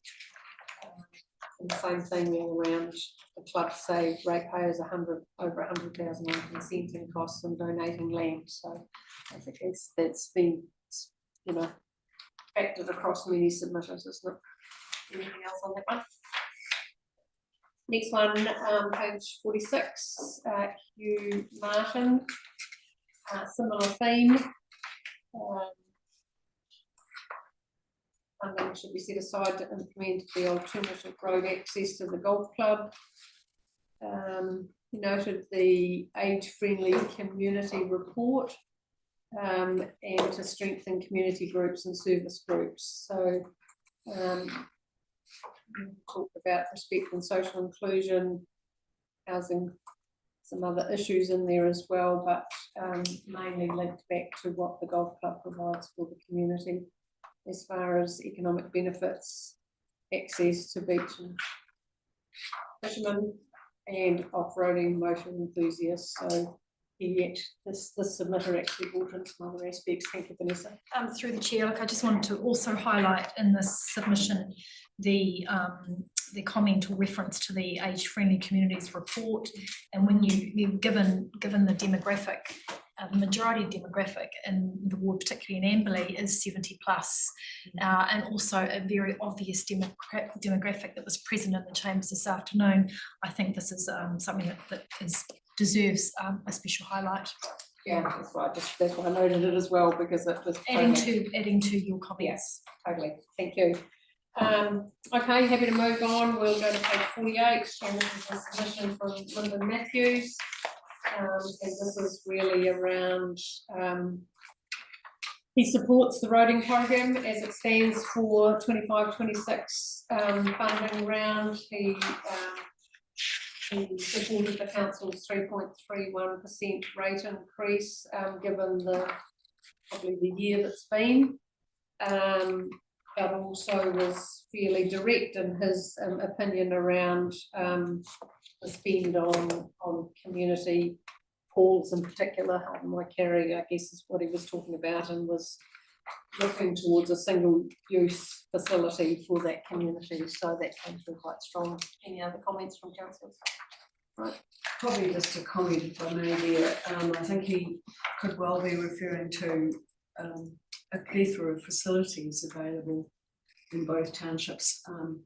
That I think that is true, but a lot of them, the majority of them, are not council owned. And of course, this project was just focusing on council owned facilities. So if you weigh all of those up, I mean, I think you raise this a good point. And yes, he obviously favours the original proposal, which was alluded to there as the United Rugby Programs. And I guess he brought through some other thinking beyond the $1,000 being put into the annual plan as well, which no doubt will be considered at the community level as time goes on. Just turn to page 52, which is submitted from John McComb. Yeah, he didn't support the roading budget. Ratepayer, a member of Amberley Golf. There was, he talked about the amenity values, the exercise, the social companionship, the challenges and the fun that members have agreed to be paid, the volunteer. He is a volunteer, I think, in collecting green fees and receiving many compliments about the club. So I guess he's just endorsing the value that the golf club in its present site brings to not only the district but actually a wider set. Any other comments? With hand up. Oh, no, that was my comment. Yeah. Was that it's a well-known one far and wide. It's more significant than just the food. Yeah, thank you. Sean McDonald on page 54. He's stating that the golf course road needs first priority. It's attractive to not only access the club but other factors. He talked about the golf club suffering properly if there was with limited access. And it's time for a permanent solution that will last 20 to 30 years, not 2 weeks. And I guess that's the challenge we have in front of us, councillors, isn't it? Making certain that investment is actually enduring. So no doubt we'll factor that in. Any other comments? Next one is on page 56 from Clive Murray, an Amberley Golf Club member. He talks about the many representations that have been made to council, which unfortunately have not resulted in an enduring solution. I guess that we've all been on this journey together, and finding that right spot is what we're all seeking. And this part, what we're doing today is just a part of that, or a stepping stone towards that. Is there anything there that we haven't raised or that you've put a red in the side? I mean, it talks about emergency vehicles, safety for vehicles. Anything there, councillors? Sorry, Vanessa. That's all right, through the chairs, but look, it's really what you've touched on. I just wanted to highlight that, many of the club players have got restricted mobility. And, to echo a comment that was actually made to us by a departing member of the public this afternoon, who was clearly frustrated and quite upset. Some people can access it on foot, but if you're an 80-year-old woman, and especially if you've got restricted mobility, these are factors that need to be taken seriously. I wish to highlight that too. Yeah, okay. Yeah, we totally understand that. Yeah. So councillors, the next one is from the North Canterbury Sport and Recreation Trust on page 58. And their support was really in support of the Amberley Golf Course or the Amberley Golf Club, and the value that it provides as a community amenity, and for us to consider the impacts, I guess, as far as that goes. I think it's, it's in support of, the amenity value that the golf club provides as a sporting. Is there anything else on there, councillors? Through the chair, also to add to your comments, Madam Mayor, he does highlight in the submission the economic benefits as well in relation to corporate identities and tournaments that are being held within the North Canterbury business community. So that's just another factor. Thank you. Thank you. I appreciate that. Thank you. Madam Mayor, if I may highlight a point of that. Just the final statement there, surely the cost of continually trying to maintain the current road is only going to increase the short-term cost. Yeah. I mean, that's been pulled through. Yeah, so this, I just wanted to make sure that theme is, so the short-term cost will offset that. Page 60, councillors, from Richard and Catherine Percy. The draft programme doesn't include provision for any golf links road. The extension would be made available for more users. Fits in with the managed retreat strategy. Golf club cannot survive without reliable road access, so the Gresham extension should be built as a matter of urgency. So that's the opinion of the submitter. Anything else? Thank you. Next one is on page 62 from Mr. Ian Pettigrew. We'll talk about the Hall Road as a temporary measure for the first part, and eventually thinking up the Gresham Ave. So he was probably looking at it from supporting the a roading improvement. So I guess it's just he's not named the Hall Road as that option for access. The next one's the Queen Mary, so we'll move over and read that one. 65, Mr. Neil Reeves. Support from the Gresham Ave is probably the theme of his submission. Anything else you pick up, councillors? No. The next one, that's the St James Trail Trust, so we've heard from Mark in that respect. Over to page 79 and from Ben Shaw. He talks about the golf course being an outstanding facility and a massive asset to Amberley and the wider Haranui, and really supporting the inland extension of Gresham Ave. So that was his theme. I don't think there's anything that's added to that that need to note. Our next one's from Daryl Smith on page 80. I thought this was interesting. The club installed a scorecard printer for 4 months and over 4,500 cards have been printed. So I'm assuming that's 4,500 golfers. So that probably gives some evidence of numbers, I guess is what I took from that submission. And really the support was there for the good road access. Thank you. I wonder if the interpretation of that might be that there have been 4,500 rounds of golf, some of which may have been completed by the same person over those months. Still a lot. I can't answer that, actually. Sorry. That's still a lot. I mean, you have a card each time. Yeah. Anyway, you will factor that in. It won't be the only thing that you'll use for your evaluation, but you may consider that in your. Thank you. We will move on, councillors. Stroller. Anything there, community EV sports, Haranui rating area for the 500,000, talking about community facilities being important to the whole region.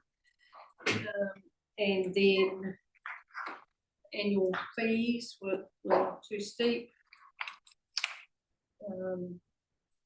He was talking about HDC rather than TDC. Needs to look at changing the auditors. Absolutely opposed to sports ground development in Hammer Springs. So there was some other aspects came into this submission. Seems like $2 million could have been saved. Why do ratepayers have to carry on particular sports codes? So I guess it's just saying there's a lot of codes that need to be supported across the district. Far better things to spend some of the roading and sports ground money on, cycleways, getting public transport. The submitter brought in some other aspects for you to consider or add weight or not to, okay? Thank you, councillors. Page 83 is from Mr. John Wales, and he was submitting to support the Gresham Ave extension. He added some of his thoughts to that, but it's really the same thing coming through. Is there anything you want to note, councillors? No, thank you. Mr. Laurie Widdowson, he was one of the previous, that Hammer Springs being the busiest, but Amberley Golf Course will be the second busiest venue for a multitude of recreational users, and supported the Gresham Ave. Nothing else to add? Oh, Robbie, sorry. Yeah, I mentioned earlier, but this is one that I actually picked it up on. I've got my highlight pen out to. The thought, which I hadn't considered before, around how big a venue or attraction it was. Hammer Springs, as we know, is the main one. But I hadn't really put my mind to just how many people go up and down that road and use it for various things. But I also thought we've got a lot of submissions here, and a lot of the golf, and that could be a reflection of it would be of a focused and coordinated group and a passionate group of people, and that's fine. But I also noted that there's not that many on the halls and things, which is a little bit disappointing. But then that made me consider that a road like this would probably use, or people going up and down that venue, would be infinitely, considerably more than any hall or venue other, in the Huranui. I hadn't thought about, I hadn't sort of grasped that before, but I thought that was fairly apt and probably reflects in the submissions. Thank you. There's nothing else there. Happy to turn the page. Thank you. Next one is from Sandy Widdowson, same sort of.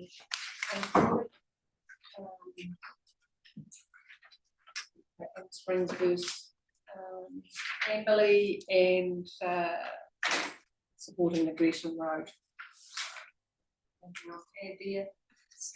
Sorry, Oh, quickly sorry. through the chair, I think it's a real shame that we're reading submissions that are actually finding that they have to compare the scenario to hand the thermal pools. I just don't think it's it's obviously got to a point where they're feeling that they're going to have to compare apples and pears, which I think it's a shame to see that. I guess you could also read it in the fact that they're just wanting to, you know, provide a comparison, I guess, you know, and that's their right to do that without, it's not about a hierarchy, it's just that it's their submissive way of actually, you know, driving a point forward, and we just need to accept that for, you know, people come with the intent. I just admire people putting pen to paper actually, and if they can provide us their message and however format it's ours to receive it. So yeah, but I take your point. Thank you. Well, wasn't a dig at the submitter, quite the opposite. Yeah, thank you. Yeah, that's cool. Thanks. Page 87, Simon Whiteley and Sarah Thompson. There again, about facilities in the area and okay, Golf Links Road was the theme there, and sea level rise, coastal erosion, supporting the Gresham Ave extension. Does that capture that, everybody? Okay. 9, Twin Williams, talks about sea level rise, but supporting the land acquisition required for Gresham Ave, and Gresham Ave extension provides a 100-year solution. So it's not quite what we've heard this morning, but it's something that you'll need to factor in as far as, you know, where to from here. But I think in its fullness, it's supporting the Gresham Ave extension. Anything else? And Diane Yates on page 91, supporting the Gresham Ave extension and the road program. And last but not least, so this was the submission received after the consultation period, and we'll come back to the recommendation in a minute. This submitter talks about the negative effect of the road closures having on the viability of the club. And with the 250 odd members, the 500 rounds of golf being played, apart from keeping their full-time greenkeeper, the urgency around the reliable road access is critical in the opinion that's been stated. So thank you. Very quickly through the chair with this submission, and it's an obvious point, but I wish to highlight it, that a prosperous and effective golf course is nothing without a greenkeeper. And you know, it's a common sense thing, but for a greenkeeper to not be able to actually, as she says, get supplies and services to the course, to the ground, then yeah. Good as. So with that, page 2, councillors, so every submission that we have received, I'll now ask you to turn your page back to 3 in your agenda pack, when we will consider the recommendation of that we received the oral and written submission of the draft annual plan that be received and considered. So I guess that page turn has given us an opportunity to do that. Council agrees to accept the submission which was received after the end of the consultation period, and that council notes that there are no submissions received on the draft fees and charges schedule. So this really, in essence, is just accepting the suite of information that we have received from our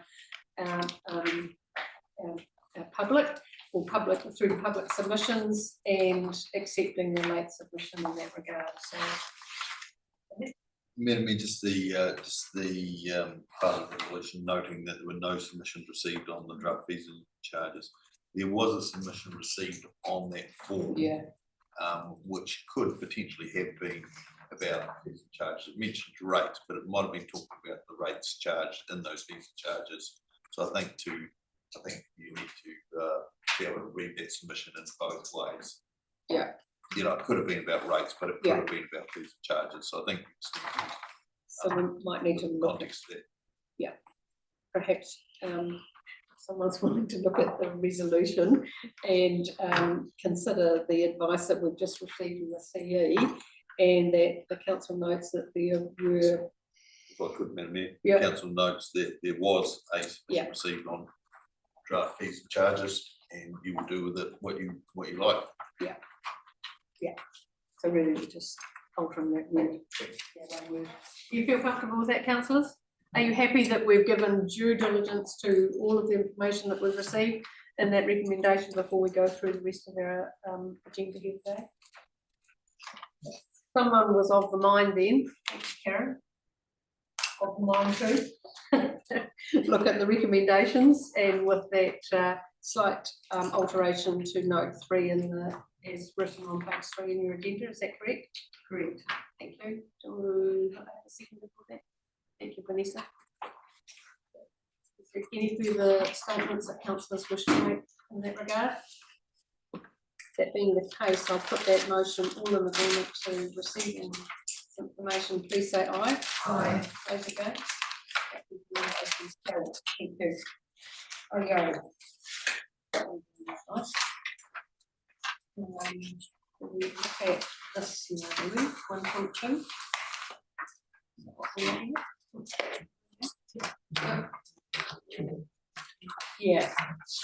Yeah, I was thinking the same thing, Graham, but good advice. Yeah. So what we might do now, councillors, I'll just give you a bit of a heads up of where we're heading. I'm going to suggest that we have a break for 10 minutes for our afternoon tea. And then when we can come back, I'll ask Jason to join us at the table to look at the budget for the final annual plan 25-26. And with that, the officer submissions. Submission First and then do the other. Yeah, okay. Okay, you happy with that? So if we adjourn for 10 minutes and then we'll come back to the table. Thank you.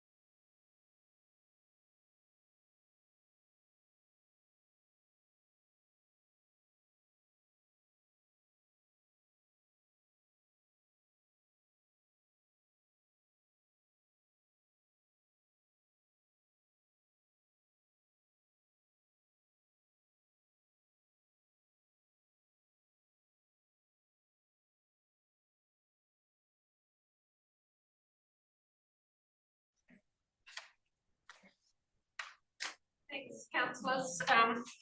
So just to be really clear, I think I might have muddied the waters a little bit before we broke for our new tea. So what we're going to do now is the additional paper that came through, which is the officer submission. Okay, and then I'm going to ask Jason to take us through the budget information that he circulated to you on Friday. And that really replaces the budget information that's in your agenda pack. Okay, just trying to make it as clear as possible for everybody. Thank you.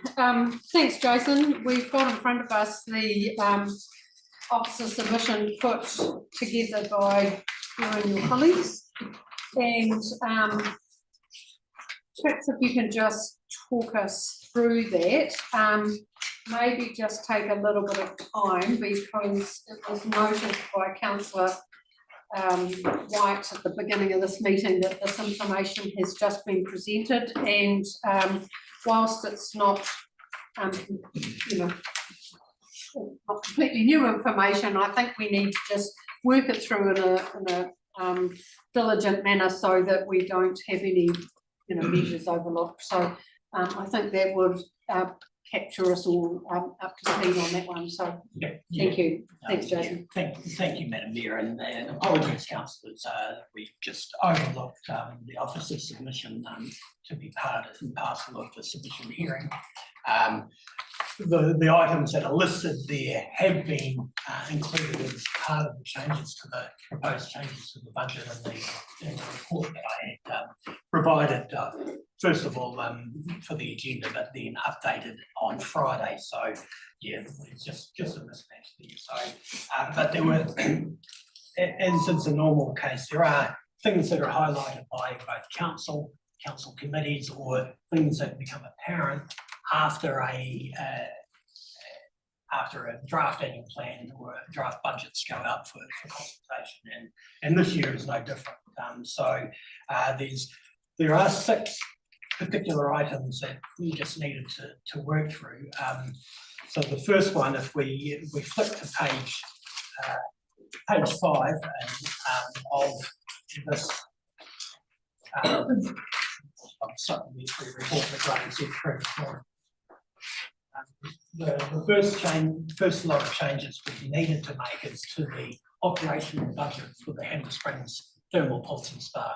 So the original budget that we consulted on simply allowed for the budget that we had in year 2 of the long-term plan, because the pools weren't quite at a stage, and the new general manager hadn't even started when we adopted the draft budget to go out for consultation in the consultation document.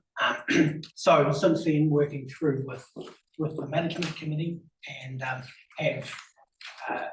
we had already allowed for a reforecasting of the current year's budget by reducing the proposed profit by about 500,000. So that had already been allowed for. We had flagged that, but we hadn't, in the draft budget, we hadn't allowed for a resetting of the operational budget for the thermal pools for the 25-26 year. And essentially that is what I propose to do here. You can see the reforecast being there, having an overall operating surplus for the 24-25 year of 2.5 million, but that does include 1.6 million of external capital grants from the PGF, of which we are certain that will be in our bank account in the next couple of days, 700,000 of that. So there will be an amount that won't be received before the end of the month, and that will just need to be adjusted for in the next financial year if we do proceed with the fly right. Now, year 2 of the long-term plan is listed there. We were predicting an overall operating surplus of after interest and depreciation of 1.52 million, and with Sarah and the management committee's recutting of the budget, that comes down to just over $1 million. And then the other components, other financial components are there. We've got renewals for capital expenditure renewals of 400,000, matching what we've allowed for in the budget, matching what we allowed for in year 2 of the long-term plan, and then other projects of 1.65 million, again matching the budget that we have in year 2 of the long-term plan. And I've just made a note there, the council's given an expectation for the 25-26 year has increased from 1.5 million up to 1.6 million, which is the amount that we actively use to offset reserve costs. And as a result, the reduction in the general rate input into those activities.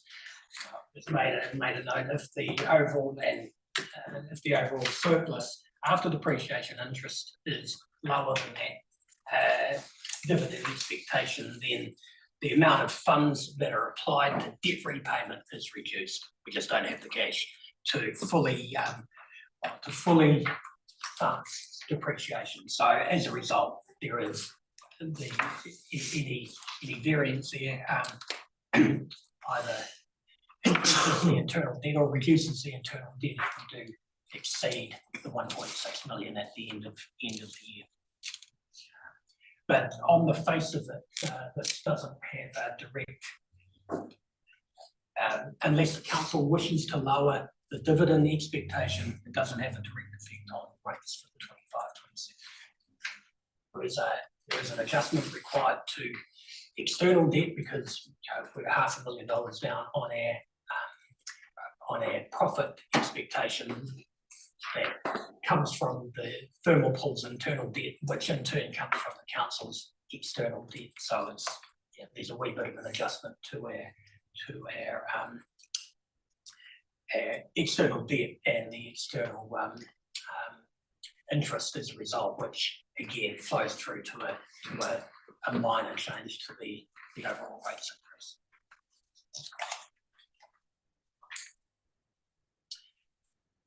So this was just merely, the budget that we had in the draft was set as part of the long-term plan, which was good 18 months ago. One item there is revenue from a fly rider that obviously is not going to be able to be received in the 25-26 years. So it's just a chance to revise the budgets and a chance to actually have as accurate as possible budgets in the annual plan. Capital expenditure, the project is going from 1.650 to 5 million. Right, okay. So the forecast for this current financial year is 4.9 million for projects, but that does include the balance of the fly ride. So it's coupled with some additional grant money. So that money's not going to be spent, which it's unlikely to now. The balance of the internal debt will actually be significantly lower at the end of the year. If we've got, I think, 2.5 million of fly ride capital expenditure there, so that balance will be quite a bit lower, and that will ultimately affect the interest costs for the 25-26 year, and so the profits will increase. At this stage, we haven't adjusted any of the capital budgets because there's still some conjecture on how we proceed with it. So if we don't spend it this year, it may be spent, and still want to proceed with that project, we'll simply carry forward the balance into the next financial year, coupled with the additional PGF money that will be associated with it. But for this current financial year, our total CapEx, including renewals and projects, is 2 million, which is what we allowed for in year 2 of the long-term plan. And that figure is inflated because of the impact of the PGF funding. So it kind of needs to be factored into it's not real money as such, but it is, you know what I mean? It's it won't be evidence in actual CapEx at the end, or potentially won't be evidence in capital CapEx.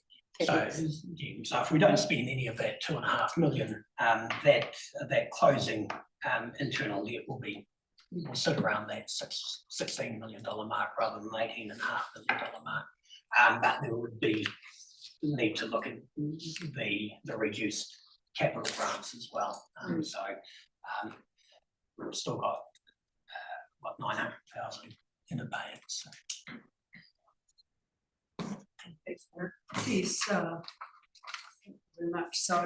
Noticing the overall reduction of about 100,000, and see the pools and the spa down, but the cafe surplus is up quite a bit, which seems to be out of step with sort of the trend of the rest of them. But is there projected significant cost efficiencies this year, or?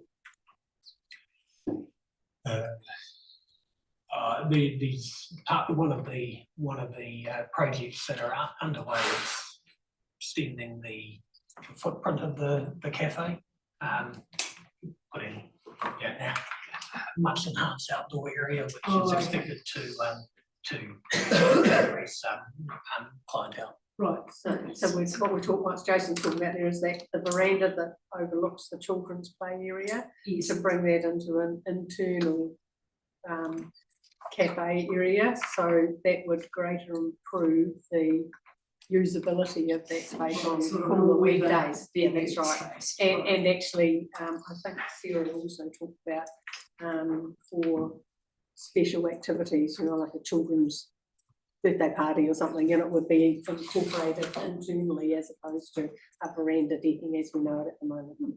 Yeah, so that's kind of the thinking. I think that came through the council, didn't it? Yeah. Yes, I made comments about yes, that. okay, thank you. I was just checking it wasn't a mistake. Yeah, because it's quite a bit more than compared to the differential on the others. Yeah. Did I see some other hands down there? Right, you all good? Thanks, Dave. Just a comment, yeah, so it just shows what worried me was listening to Sarah last time is that we're even under risk going forward in the future with the new complex being built in Christchurch. Quite a bit of, there's even risk for this here. Yeah, I guess we've encountered those risks before as well, but I do know what you're saying, Dave. You know, when Methven was built, you know, it was like, how are we going to compete with a different market? And but yeah, well, certainly I think the Pools Committee is incredibly aware of the risk that, you know. That's what was it, a 25 pool new complex in towns, you know, it's going to take that Christchurch family market. I think that was discussed also on the fact that the value add in regard to is the thermal waters, you know, the therapeutic waters, the wellness, the well-being factor that still is a feature that separates us from other pools that are heated. So, but still the discretionary income for families is still limited at this point. And I think that's the point you're making, Dave. Thank you. Through you, Pam, Yep. Yeah, I think Sarah's taken account of that in her revision of numbers, Dave, so she highlighted as you get with the, when we get the full numbers compared with budget, you know, Sarah's taken account of that into the budget. Yeah. Happy to move on. Thanks, Jason. Okay, page 7 reflects a decision of the council at the April 29 meeting, where the reviewing options of the allocation of the contestable fund was discussed, and the decision was that the contestable fund allocation for the South Ward increases from 10,000 to 30,000, and that has an increase in that allocation of 30,000. The impact of that decision is that there, because we limit the use of the funds from the thermal pools, it does have a range. So there was a need to increase the general rates by 20,000 to account for that. Right. And I think that's, I mean, then again, this isn't new information for council. We debated this fully about 3 weeks ago or a month ago. So thank you for bringing this forward in this officer submission, Jason. But I think that we probably understand that and support that in its entirety. So we can probably move on to the Cheviot roading. Okay. Yeah. The Cheviot roadside construction, I might have to lean on you, Councillor Daly. The 22nd of May meeting of the Cheviot Community Committee, there was a report that proposed the spend on a range of new footpaths, totaling 152,000, broken down there, Catman and Devon Street, Reeves Street, Queen Street and Ward Road. Now at the time, in the forecast for the budgets this year, there's a balance of 129,000 that has been accumulated in the Cheviot Braeside construction account. So that leaves a shortfall of 22,738, which the committee had recommended to apply a targeted rate to collect that amount over the next 10 years. Now, currently, Cheviot do not, since I might have mentioned it somewhere here, since 2018, Braeside construction Cheviot has been dormant because we moved in that year to a district-wide rating for the renewal and maintenance of all footpaths in the district. But any new footpaths still need to be funded locally. And at that stage, it's Amberley, Southwood, and Strathmore, and to a small extent, Waipara, have continued to charge targeted rate. But Cheviot, with 120,000 plus interest accumulating over the last 6 years, haven't had the need to continue that targeted rate, but with the shortfall going to be apparent, and the decision to collect it over 10 years, it results in an increase in the targeted rates of $2,903 specifically for all the ratepayers in the Cheviot ward, but broken down between the urban properties paying 80% of that cost and the rural properties 20% of that cost, in line with the previous targeted rate for Cheviot. And that pretty much follows the discussion from your community committee, Vince. Well, we could, well, it's a council policy to have at least one footpath on either one side or the other of the street. And we had some streets in Cheviot that didn't actually have footpaths. So we were just, when we did other work, and we've sort of located them and said we might as well do the whole job in one hit and get a better deal than coming backwards and forwards. So that's why we decided as a community committee to do a one hit, and then that's all their footpaths. New footpaths, because these are new footpaths, and then it becomes on the maintenance, which is over the whole district. Yeah. So it's just a capital. And the reason, like Jason explained, well, we hadn't been collecting the rate. We had quite a big balance, but we knew we had one job that the developer was not ever finishing, sort of, and we were sitting waiting to do the job. So we couldn't do work till we knew exactly what money we had. So it sort of tidies up the loose ends. So it's certainly well supported by the community committee as well, Vince. So that's that's an aspect of this report that's important for us to factor in. Sorry, Ross. Sorry, through the chair, just a quick question regarding that. Are they concrete? Presume they're concrete. Thank you. Good product. Last noted. Yeah. Rightio, I think we can move on. Vince, thanks for supporting Jason in that report. But perhaps if we move on now to note number 5, which is the glass collection. Jason, seems relatively easy as well, but yes, again with in the long-term plan for year 2, we had allowed for the introduction of a new rate for the glass collection in the Amberley Township, similar to what was allowed in Hammer Springs. But discussing this with the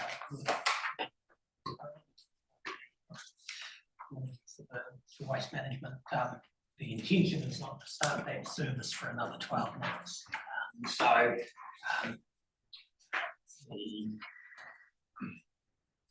Even though there may be some minor setup costs involved, the bulk of that cost is actually the collection. The minor setup costs,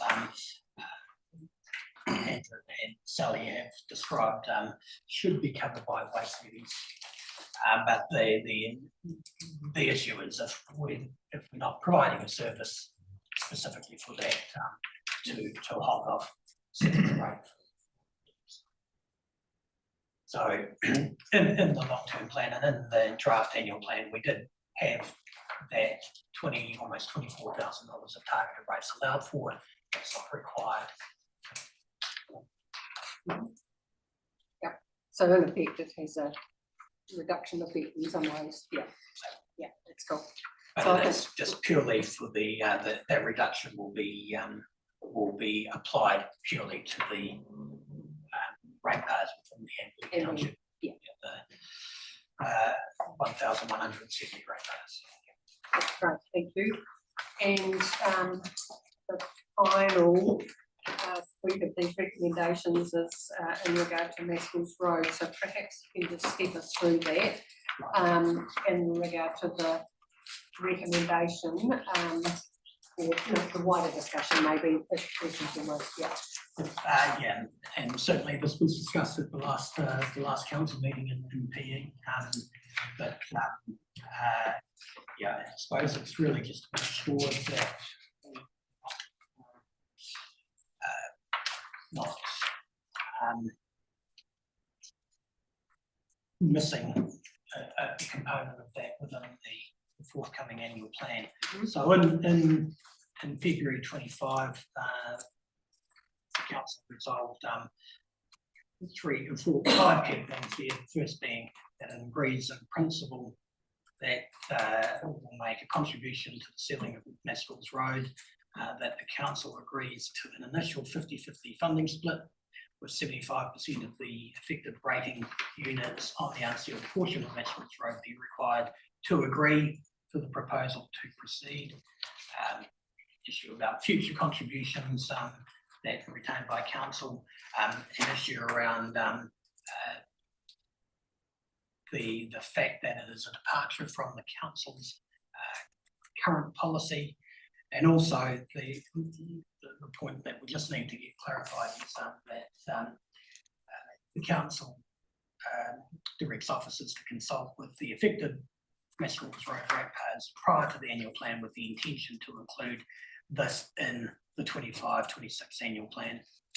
Now, from the resolution, and this may be purely my take on it, but I just want to get absolute clarity on it. It appears that there's a clear indication from the first 2 bullet points that the council has agreed to a 50-50 split if 75% of the ratepayers agree to proceed. And I've made the statement there, nothing in the balance of the other 3 bullet points there appears to directly override that decision. We know the timing delays resulting from councillor request to obtain updated pricing meant that the inclusion of the project was not allowed for in the annual plan, or in the draft annual plan. We do have the final costings, and that can be, if you wish, included in the final annual plan. Discussing now. Yeah, if the project does, if council requires a project and the funding for another round of full consultation in an annual plan, that wouldn't commence until the 26-27 year. So we'd need to allow for it then, and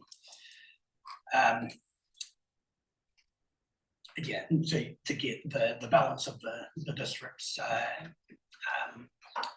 submissions on the council's intention to provide some contribution to the project. Yeah, as it stands, you know, we're going out to those ratepayers now, the 24 ratepayers. We won't know whether we've got a 75% majority by the time the final annual plan is adopted. But even in saying that, you know, the allowance of a project budget in an annual plan does not automatically compel the council to spend that money. I mean, we've got a number of milestones to go through before the project is underway. So if there is no if there is less than 75% agreement to proceed with the project, project's off the table. And we, you know, even if we had a project, you know, a capital budget for it, we don't spend it, and there's no requirement for the council. It doesn't trigger the intent of that discussion of that 75% agreement of the 24 ratepayers. So I don't know how it feels to me, councillor, so I'll come to you in a minute, Tom, I'll see what I'm going to say first. But it feels to me as if how it's been outlined in this report is how we expected it to happen, knowing, I mean, we do need to state a reason of inconsistency with our policy, so we need to get some wording around that, councillors, but it reads to me that what I was expecting was going to happen is that it is in place but won't be uplifted unless we receive the 75% threshold. So I'm getting some nods, is that, yeah? I'll come to you, Tom, to see if you can pad that out better. Thank you. Yeah, no, I totally agree with you. I just wanted to check on the capital bullet points towards the top of the report. The third bullet point says that the contribution of future Maskell's Road ratepayers is to be retained by the council. Does that not mean future residential ratepayers? Because the section will already be paying rates if it's just a bare section. Doesn't that refer to future residential development? Yeah. Sorry. It refers to future titles on that road. So any new rateable titles on that road, whether they're residential development or not, there'll be new rateable units on that road, and their contribution will come to the council.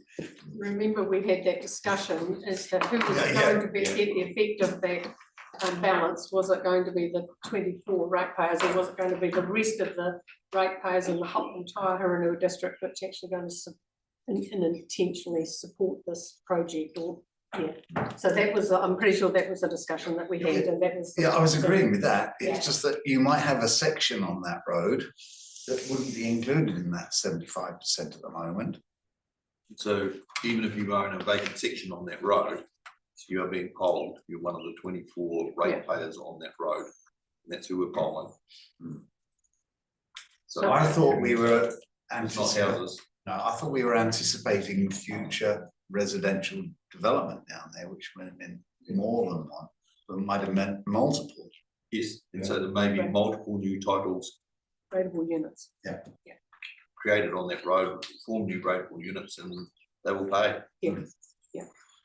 We will need to institute a financial contribution to cover that, but the intention of that point is that any future financial contributions that we receive will be retained by council as an offset to the amount that we're contributing. And you've already resolved that. Yeah. So does that clear it in your mind? Because this is been a challenge. Is that a question? Yeah, the timing on this one's a wee bit unfortunate in that we won't have a definitive answer before the locking in the plan. So it's kind of going in on a possibility at this stage. Should it not go ahead, is the effect that it leaves us with a sum of money still in the roading budget that could be reappropriated? Yeah, well, how I've applied this at the end of we're forecasting at the end of June 26 to have a balance in our roading account, a spare fund, for want of a better term, of just under $500,000. So that contribution of and that is, we managed to get there through receiving all the appropriate subsidies that we, and some of that had related to previous years that we hadn't actively budgeted for, and was getting rid of the existing debt that we had operating in those days. So it was we're sitting with a positive balance. And we'd just apply the council's portion out of that balance. So it wasn't specifically going to affect rates, wasn't going to affect the capital, the expenditure for roading that we've got budgeted. What it does do is limits the use of that roading fund for emergency events, and we've had plenty of those, because none of those we have not budgeted for any emergency events or any ability to grab additional funding for if there's additional funding available. And if none of those things arose, given that it's capital funding, it could be spent on capital budget items like bridges or something like that. But you can choose to apply it here. So I guess we're not in a position to preempt anything that happens, because we're at the I guess the decision-making capability of the residents to respond, which will actually trigger our reaction to this already agreed principle. That's probably where it is. Thanks, Naomi. Through the chair, can I just looking back at the February minutes, you know, when we made these resolutions, and can I just clarify that we're sure that, I mean, we're talking about 327,000 plus the interest, that isn't, and digressing from policy, that doesn't require us to consult widely again, because it is a variation of the long-term plan, but is it significant enough? Had this discussion, have we? Can you just? Yeah, I just want to clarify that we don't get ourselves tied up in. Yeah, I'm very certain that it doesn't require us to go. Yeah, we have consulted with the community on a substantially reduced capital roading program than we had allowed for in year 2 of the long-term plan already. Yeah, we have items like this still appear during the year. Based on a business case, we would make a judgment at that stage if it is of such significance that we do need to go and consult, we will do at that point. But I would have thought 327,000, even though it is a significant amount, when it is a very small amount relative to the rest of the roading budget. And is there anything more to add to that? The roading budget is a bit of a moving feast. It's made up of a number of items, and they move around from place to place, and sometimes new things crop up, and we deal with those new things. And this is no different in that respect. So my view is, number one, it's not material in terms of the financial thresholds, but also the way that the roading budget works. We talk about it in quite general terms because we're never quite sure what's going to crop up in the roading budget. Happy with that, Pauline? Yeah, thank you. Okay, So to make sure we haven't tied ourselves into a knot. Yeah, so I think the certainty, you've raised this before, it's been raised before on the table, but it should have triggered the special consultative process. We've had the same advisory response that whilst it's a significant amount of money, it probably doesn't trigger that process. So that's what I'm hearing, and we should be comfortable with that position. And we all know that you're right, the roading budget sort of flexes and changes all the time, doesn't it, really, depending on the need. So thanks for raising that, Ross. Look, you know, this has been a long process to get to this stage. As those on the Ops Committee will vouch for, and I hear what you're saying, but as has been said, we've talked through that and been reassured that there's no issues there. So look, you know, I'm reading from this that it can be included in the final annual plan should the council deem to be that appropriate, and I certainly deem that to be appropriate, rather than the project to go to full consultation of it. It's not necessary in my mind at all. So yeah, in my opinion, we've really tossed this around left, right, and centre, and I'm happy to back that proposal. Yeah, that's great. So I think we're clear on that. We're clear on, you're right, Ross, we've gone round and round on this one. And this is to a point where it actually gives some certainty, I guess, of the process, should we receive the 75% acknowledgement from the tradable units on Maskell's Road. So that is the next gateway, really. If that gateway isn't opened, or this part of the equation is actually ceases at that point. Yeah, that's right. It's in their hands. Yeah, that's right. So I guess, I don't want to step ahead of you, Jason, but In that case, we just simply have an unspent capital budget at the end of the year, unless there is a more appropriate project that's applied to, with the fact that it is funds on hand for the road. And that comes back to your question, probably that you raised, if there is that portion available in the roading budget, should this project not proceed for obvious reasons, that will be the business case on the day to use that funds for the best appropriate outcome for the district at large. Yeah, without hedging our bets on any project. And I think that's where it sits.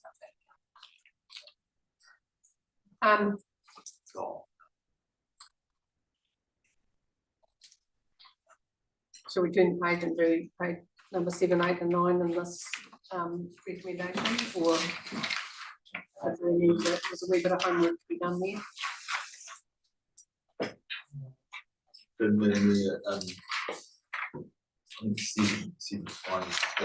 Yeah. 8, this is a departure from your unsealed roads policy, and therefore you need to provide a reason for why you are departing from the policy. Unclear what that reason is, so what we're asking you to do is tell us what that reason is. And just for completeness, your unsealed roads policy says, in principle, council will only seal gravel roads in accordance with the approved road operations or renewals program, but will consider applications for sealing on unsealed roads.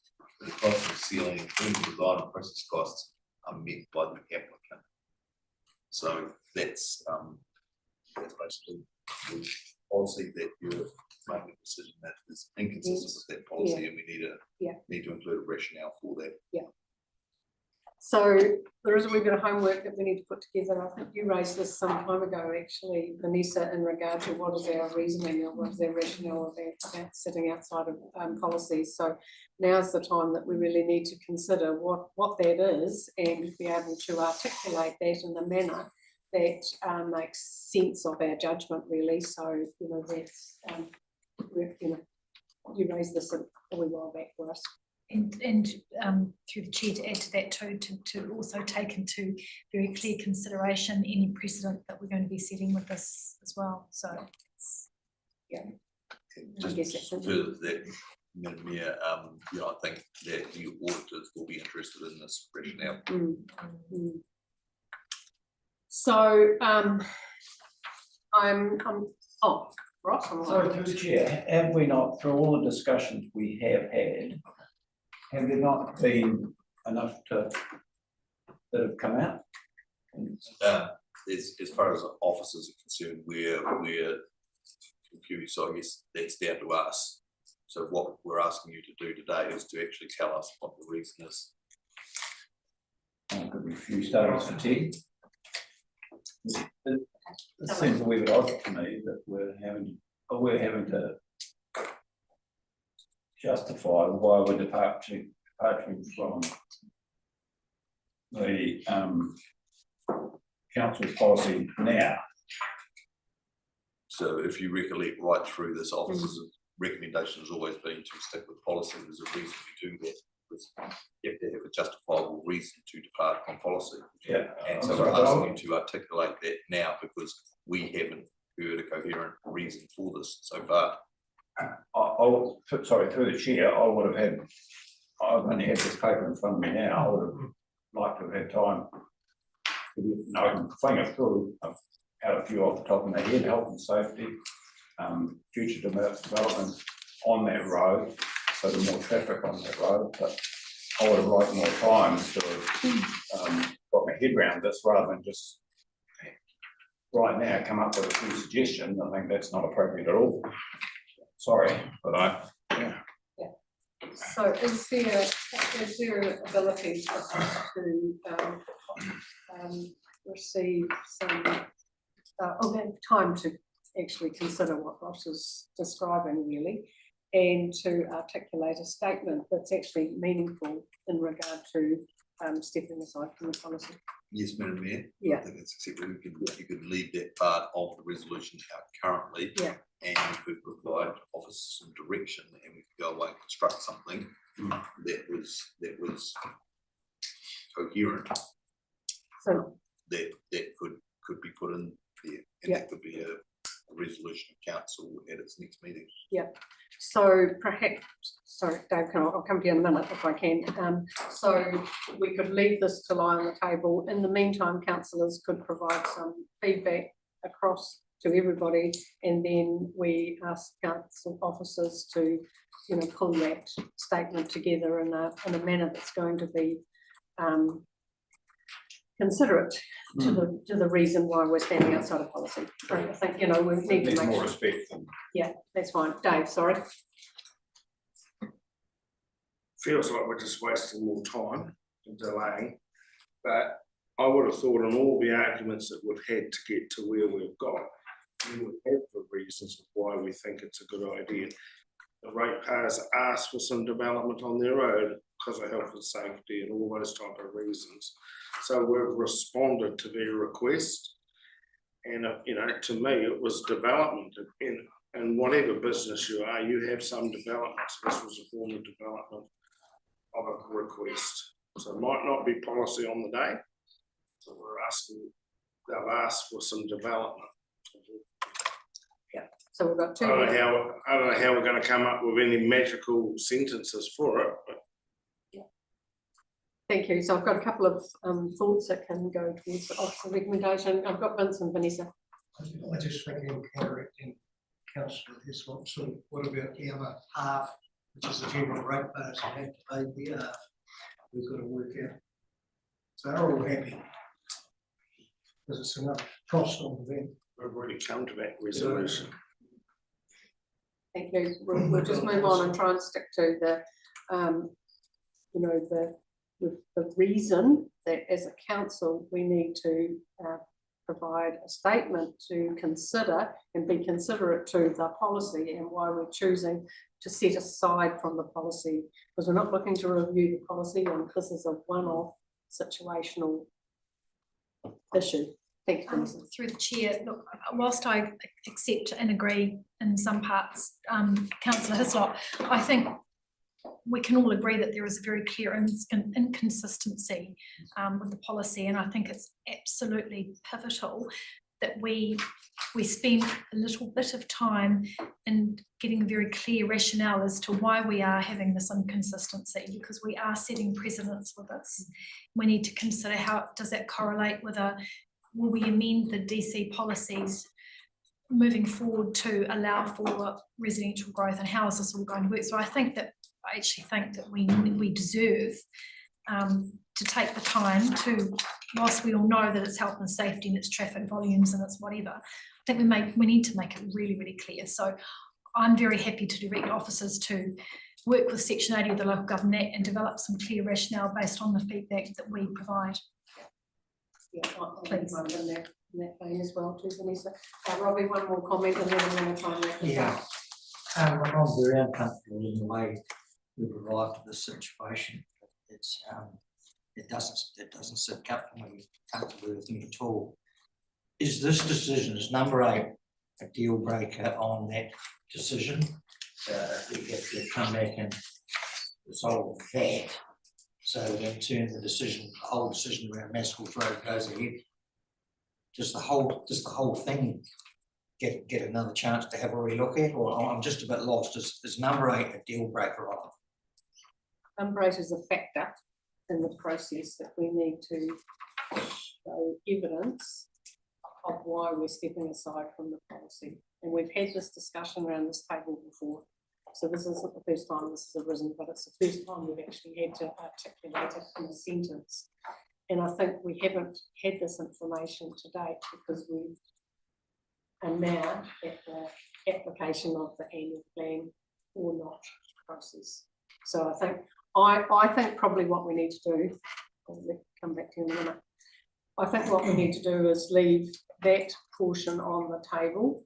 What I would expect councillors to do is to provide feedback, and I'm going to ask officers to receive that feedback from every one of us in relation to this issue, and ask officers to pull that together in regard to the policy and the information received. Does that give you enough direction, Hamish? This matter has been raised before. This is not a new matter. We have raised this before. And this is the first time we've been very explicit about it. And so far I've got health and safety and future development as the reasons why council is choosing to depart from its policy. And health and safety, the arguments we've heard about health and safety are largely about dust. And council's roading policy includes comment about dust and puts the cost of dealing with dust onto the residents of that road. So you're departing from the policy twice because you're departing from the unsealed roading, the sealing of the unsealed bit policy, and you're also departing from the dust policy. So the struggle with the health and safety rationale, and so it just leaves the future development from what I've heard.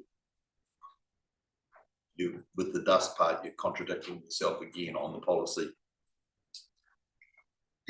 Hamish, I think having said that, I would like to give councillors a chance to actually consider this overnight. Yep. And provide each one of us actually your thoughts around this and see whether there is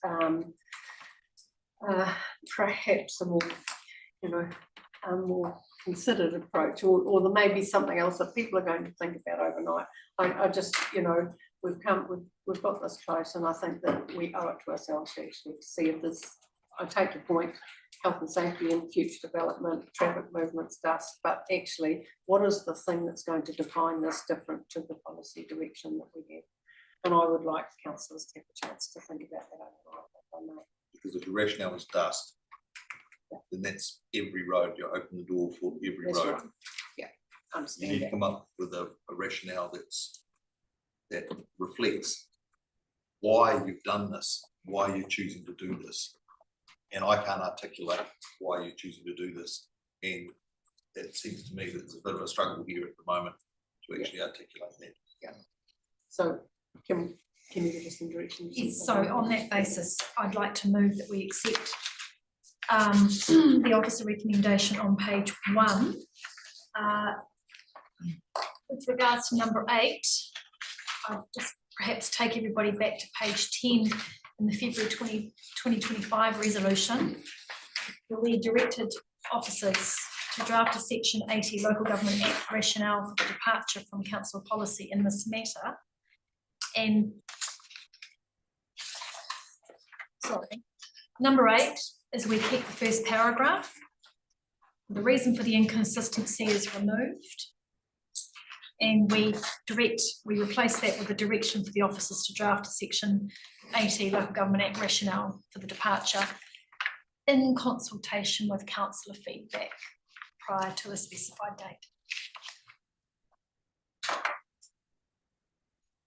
Sounds fair and reasonable. Yeah, I think it's very clear. Yeah, so specified date being end of play on So we need to, this needs to be woven back into the 24th, so we need to give officers time to actually consider this and get. So this, Yeah. I mean, what you're doing is you're approving fund, you go through into the budget, Oh, okay. which is good. Yeah. That's no problem. And you're telling us to go away and draft the section 80 and do it in consultation with councillors and then bring it back, and you just need to say, well, what date you want it back, and so it's done. Through the chair, is it feasible to have that back by our June 24th? Because number 8 is really not actually having any effect on the direction for other. That's right. So Exactly. June 24th. Yeah. So that would be my resolution. So can I have a clarification? So on all policies that we do, we can't deviate unless we've got a reason. So you can't just say, I have a policy, I'm doing it because I said so. Because we're the government, we say so, so you can't do that. That could be your reason. Well, that's my reason, because I said so. Doesn't provide us as much. Well, I don't find any other reasons I'm gonna find. If we have, otherwise, you could go down on this in the future. I won't be there, but I'll be pulling up on every policy, because the policy says this, we always deviate from policies on. And we don't have all these reasons, so. I do want to pull this in, and I think we've got, I think Vanessa's given us some sound guidance, so I'll just want to, Vince, final comment, and then I want to Just give on me a number date. Vanessa. 3, if you read what our resolution was, and how we're funding the total. 100% funded entirely from the Hammer Pools. And as far as surplus, we're actually taking it from general rates now. So it's actually quite different to what promotion was we asked them to do. And that extra funding would, I'm talking about Southport. I think we talked about that, didn't we? That it would be a general rate. That's just different to what. Yeah, but I suppose the reality is that because, but you're, we can increase the dividend expectation from 1.6 to 1.62. And then it is directly applied from the thermal pools surplus, but that would have another adjustment against the internal data. It's going to come from the general rates, because we didn't actually discuss that. Right. You know, for.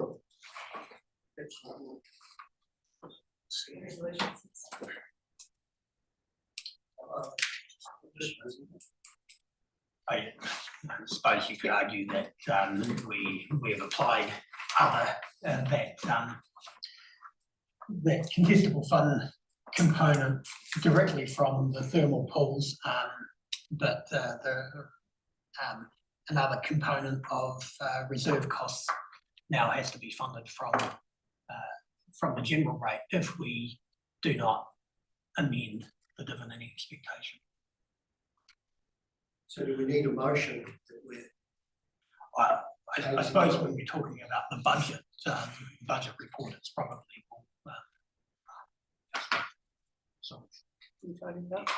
Yeah, so we can take the $20,000 out of the 1.6 million. That's absolutely fine. What that means is it'll be $20,000 that ratepayers will need to fund on a reserve or reserve somewhere, and that's it. So either. I think we need to just leave that there. I'll just leave that as it was. Yeah. It's one of those squeeze the sausage over. Yeah, that's so you right. squeeze it at one end. Yeah, that's right. Pops out the other end somewhere. Someone's got to pay. Okay, I want to move on with this. Thanks, guys, and I think we've had a pretty good discussion. We know the direction. And Vanessa, I'm going to take your lead in the fact that we're looking to have the reason for that inconsistency information back by the 24th, because it actually doesn't affect this process, and we can work that through beyond. Correct.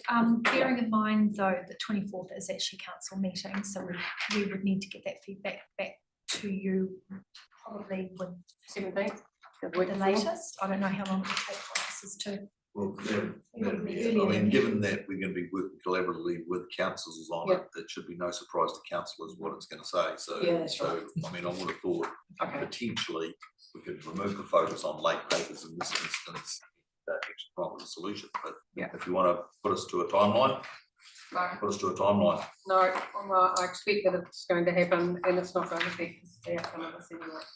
So with that, is everybody happy? I think that we've had a pretty good discussion. We understand the issues. And there is an expectation that councils will consider the impact and the reasons for inconsistency, and you'll feed that back through the exec team, okay? And we won't put time frame around that, so that means we can just look at these recommendations in their entirety, and you happy to move them? Yes, I am. Thank you. Do we have a second? Thank you, Ross. Is there any further discussion? All in agreement with that, please say aye. Aye. Those against? That's carried. Thank you. Now. Let's start playing, Jace. So, councillors, you do have in front of you the budget for the final annual plan. And I'll ask you to take us through this report. But I guess what I would like to say first and foremost is that we've actually, in our deliberations today, we've heard a considerable amount of submissions generated by through similar information in regards to the extension of Gresham Ave or a road to the golf club. And I'm not sure, I'm looking for some support, I guess, from councillors, because whilst we've heard a lot of information, it doesn't feel to me as if we've got sufficient information to actually include this in the budget. Because for me, I haven't got a clear understanding of the cost of the road.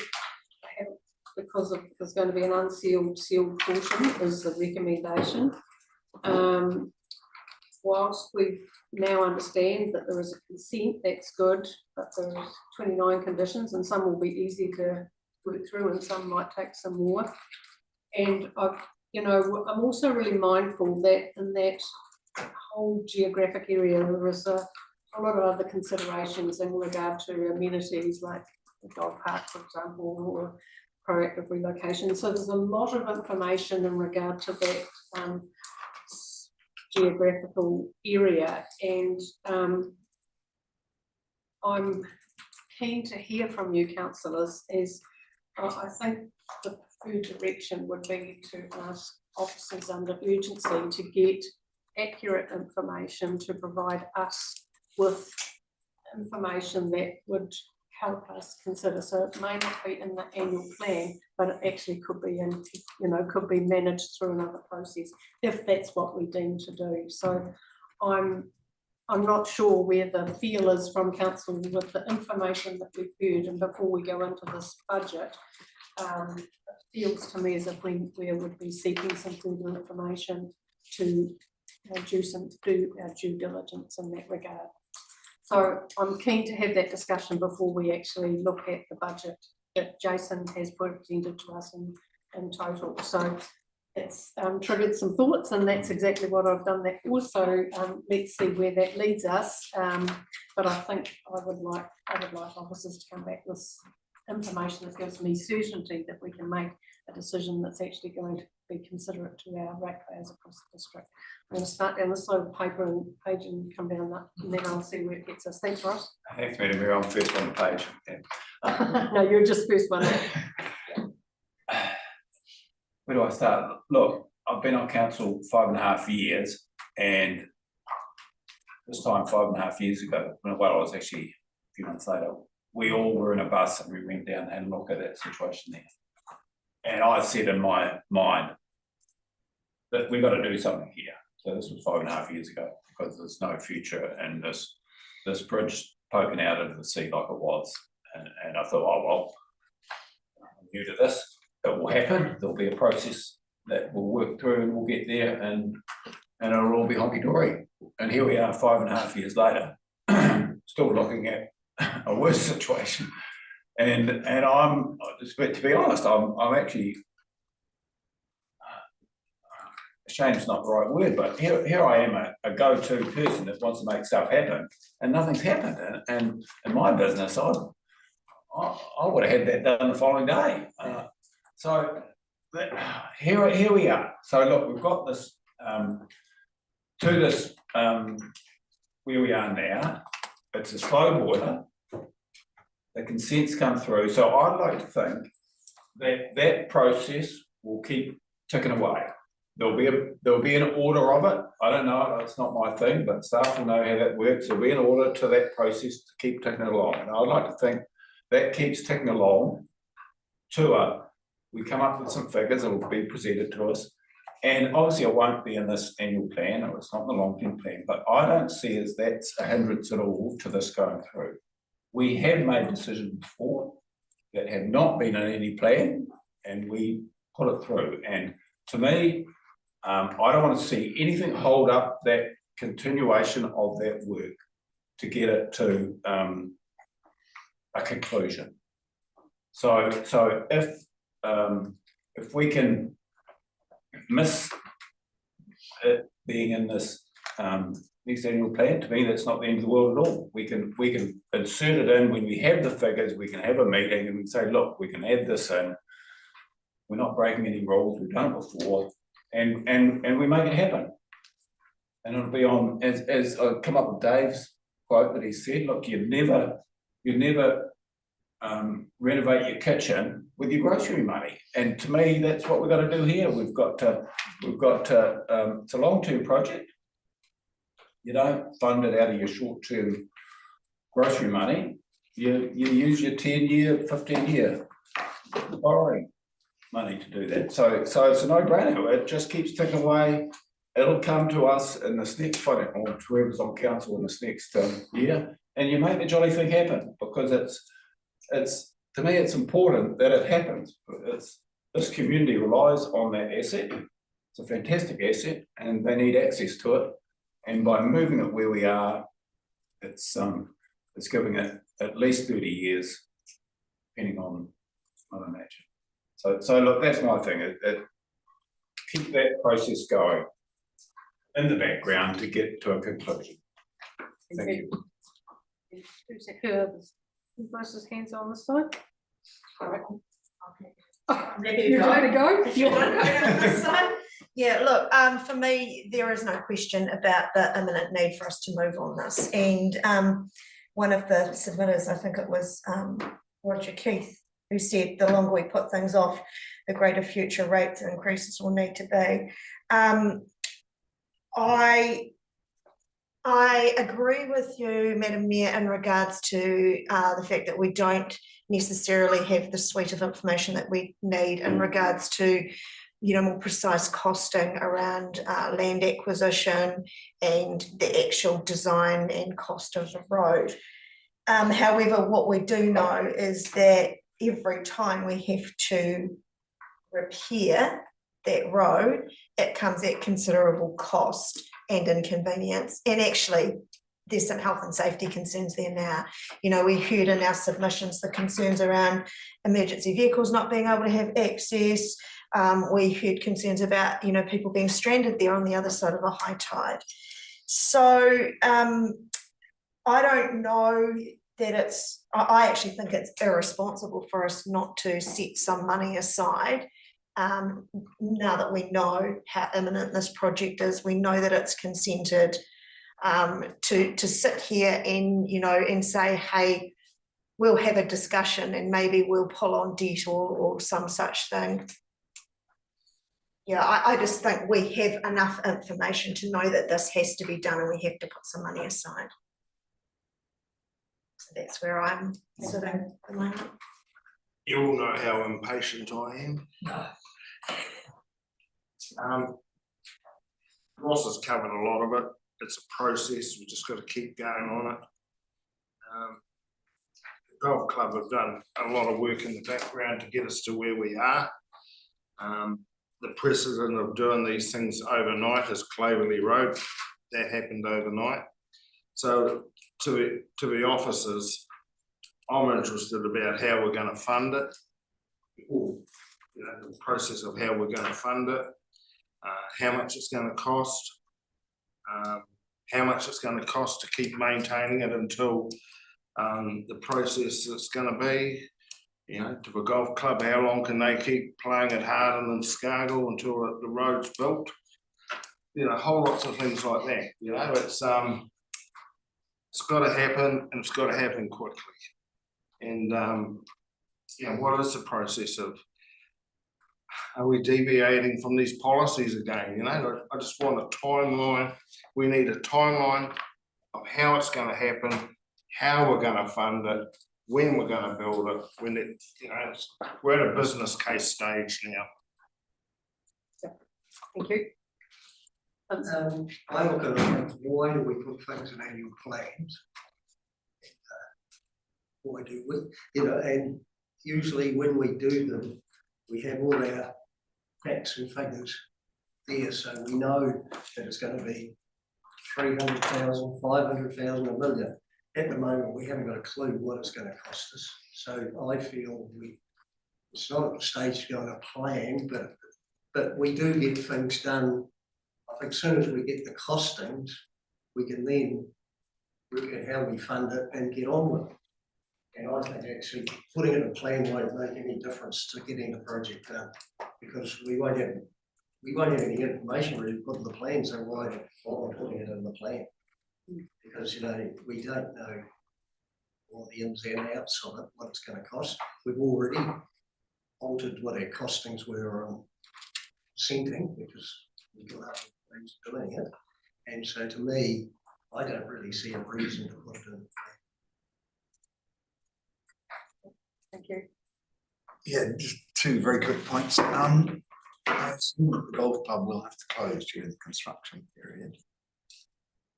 But, you know, that those works are going to be so extensive that access is going to be very, very limited and very difficult, is number one.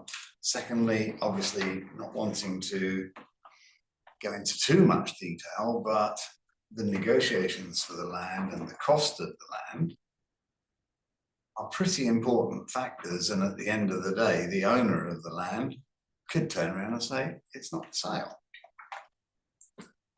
Or they could be asking such an inflated price as to make the whole scheme impossible. More points than actual questions. Thanks, Paul. Lisa? Through the chair, look, firstly, I'll agree with Vince. I don't see the need for it to have to be in the annual plan, other than providing some commitment and reassurance to the community that we are committed to this moving forward. Originally we sat here and we said, well, let's just get that consent and then we'll talk about it. It was contingent upon a consent, and I think from memory, successful negotiations with the landowner, that I can't speak of, but I know that we now have the consent. I feel we have an obligation to move with this swiftly. You know, I was at the beach on Sunday and in a 4-wheel drive, and for me, fairly confident behind the wheel, I felt quite confronted with the tide coming over, and I felt a sense of panic, the risk of sounding too dramatic. You know, we're invested in the beach community. We are putting in a cycle track down to the beach. We have developed a partnership with the residents there to get their bund in place. We are looking at setting up a dog park. We are invested in that community, and yet we're potentially running the risk of not even being able to access the beach. So golf club aside, I would argue largest sporting membership in the community, argue that it's the oldest. I just want to get on with it, so I would be in support of preparing a paper and getting some figures in place and getting some momentum going. Thank you.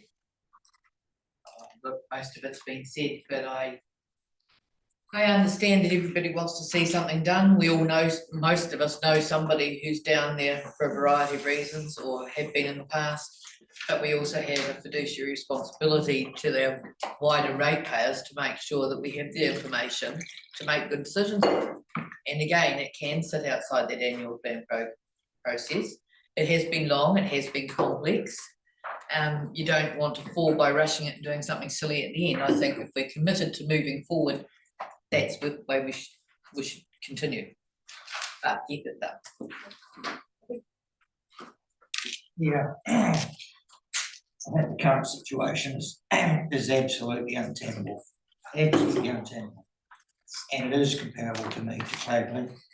So, you know, it has to be addressed. And so I asked what the immediate action that we can be taken to maintain access in the meantime. What I'm talking about is in like next week, the week after, until something happens, whether it's rocks, hardwood, concrete, whatever, there's something that we'll need to look at. But it needs some more information. I'd like to look again at the Jacobs prediction of the maps, because there's other things we've heard from other submissions now, where the golf links issue road is one thing, concerns around the Bund and the township is another, and yet in some ways they're interlinked. So I'd like to see those maps as to, you know, the dangers of it coming around, and just how that interacts again, and get that refreshed in my mind. Geographical levels and things. Questions that have sort of come out of today's discussion a lot is what happened if the Bund fails or the settlement relocates, so there's no more maintenance to people paying for the Bund, so is the road still secure where it is? And that comes down to that Jacobs maps and things to see, well, would Grierson Ave and the new road still be okay for further down the track, which we'd like to think. If there's no better solution to handling any other options, and I think we've looked at most of them, I'd agree that if the officers could come back with the dollars and the reports, the dollars in conjunction with the offer we heard today around engineering the road, you know, the golf club have been exceptional in the way that they've got consents and done so much background work. If council were doing this entirely off their own back, I don't know what the budget would be up to now. I'm dumbfounded today that we're asking the officers to come back and tell us why we made a decision on Maskell's Road. That to me says, have we make that decision, or yeah, I'm just, that really concerns me. I'd like that not to happen on this one, that we have everything in front of us and we work properly, so there's no second guessing it than they are.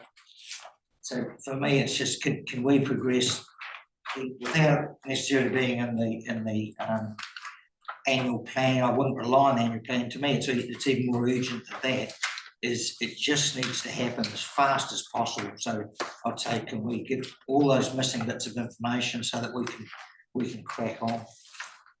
Thank you. Sorry, Karen, I wasn't going to leave you out. No, I just thought I'd quickly sneak in there, thank you. So I agree in principle. I think most people have said. In principle, I agree that we do need to address the roading issue there.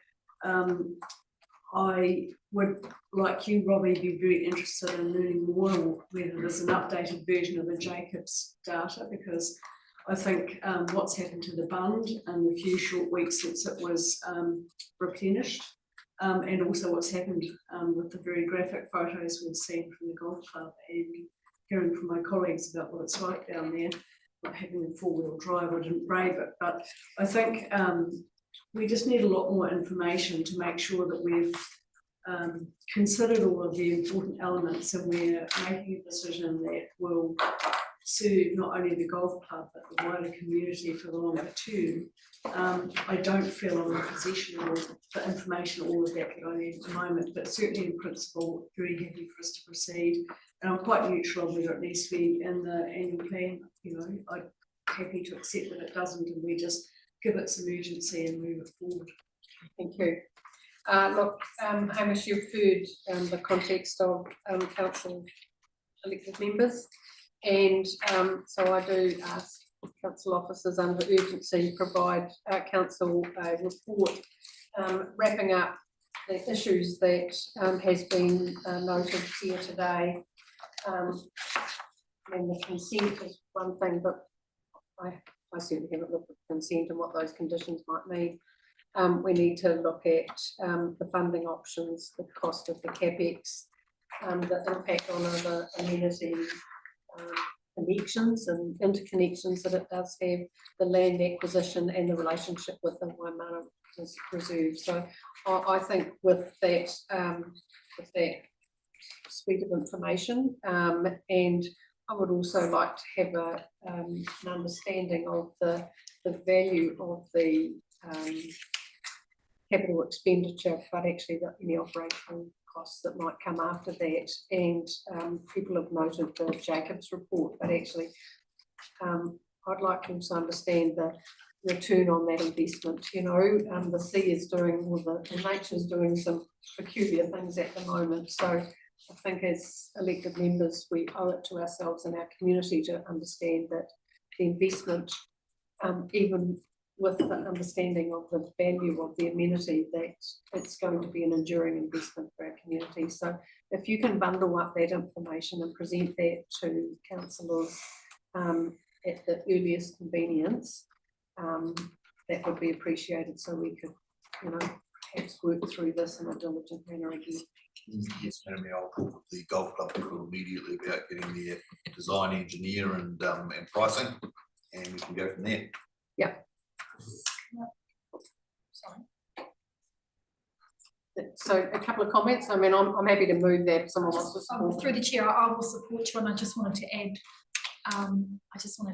that given the amount of the breadth of information that we are seeking, it's quite possible that we won't be able to. I'd like to think that when that paper comes back, it's actually a decision item.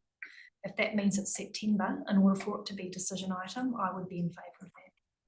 Well, I guess it's going to take a wee bit of time to pull it together, so I'm not going to put a time frame on it, but I guess it needs to be an urgent, it needs to have some applied focus in the next few while. Madam Mayor, I also just noticed the number of comments we've got today about the section 80 report. Be quiet. I'll take it back to the council paper on Mescals Road on the 27th of May, which should be reasonably well stuck in your memory, and particularly under legal and policy implications, where it says section 80 of the Local Government Act allows for this. But if a decision is significantly inconsistent with folks' regulations, and then goes on to say council wishes to provide for this decision will need to clearly state that it's inconsistent with the current policy and provide the reasons for the inconsistency. It also needs to state whether it's a welcome departure or intends to amend the policy. So that was all covered. So I'm a little bit frustrated with some of the rhetoric I've heard around the table about section 80 and this being something that's just been sprung on you, because we've signalled it in advance and as recently as a month ago. So I'm frankly disappointed. Yeah, I would support some of those comments actually, that we have had those discussions and understand the section 80 stuff. So final comment, those comments notwithstanding, but yeah, I know, look, I'm happy to respect what Hamish has said.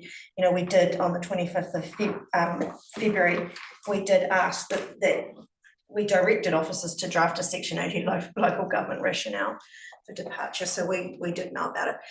Just in regards to that sort of information that you're requesting in regards to Golf Links Road, can I just add to that, it's my understanding that there's a section of a small triangle section of reserve land, and that perhaps the plan might be dependent on the reserve status of that being changed.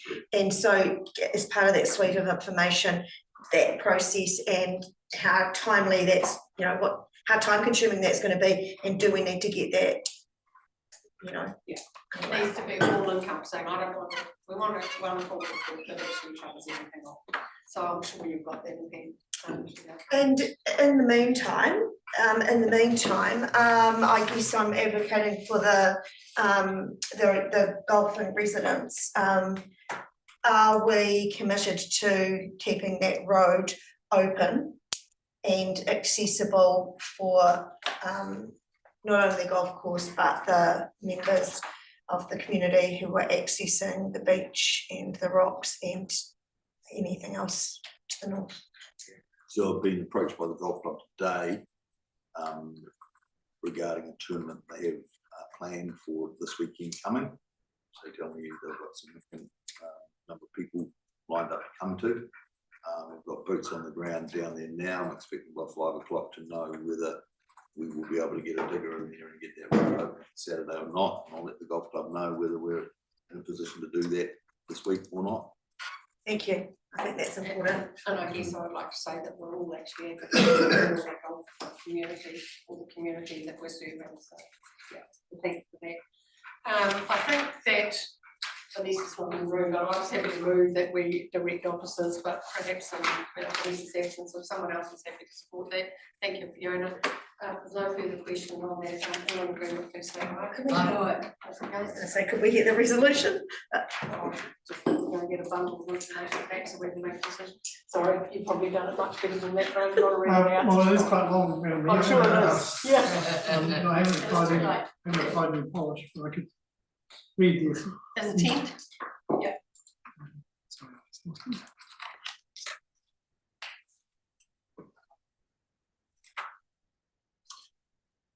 Okay, the council asks the chief executive officer for a report under urgency addressing all the issues raised with respect to the Golf Links Road matter, including consent issues, funding options, cost of capital expenditure, interconnections with amenities and assets in the area, land acquisition matter, the impact on the Waimea reserves, and understanding of the operational expenditure that might come after. And also with the note around about the dock reserve. Yeah. Yeah, sorry. Yeah, I mean, about the name of the triangle and the reserve status and process of that. Brilliant. That covered everything. Thank you. Did I put that motion? Yes. Yeah, Grace come. So we've actually got one more paper to go. Oh, shoot. We've got to do the budget. So Jason's going to look us through that one, aren't you, Jason? Absolutely, yeah. So That's back in the main agenda. No, this is the replacement. It was in the agenda, but this is the This one? replacement. I got it. Thanks, Jason. Okay, right, so the budget, just an opportunity to update the budget that will need to go through to populate the final annual plan, which we will look to adopt on the 24th, 25th of June.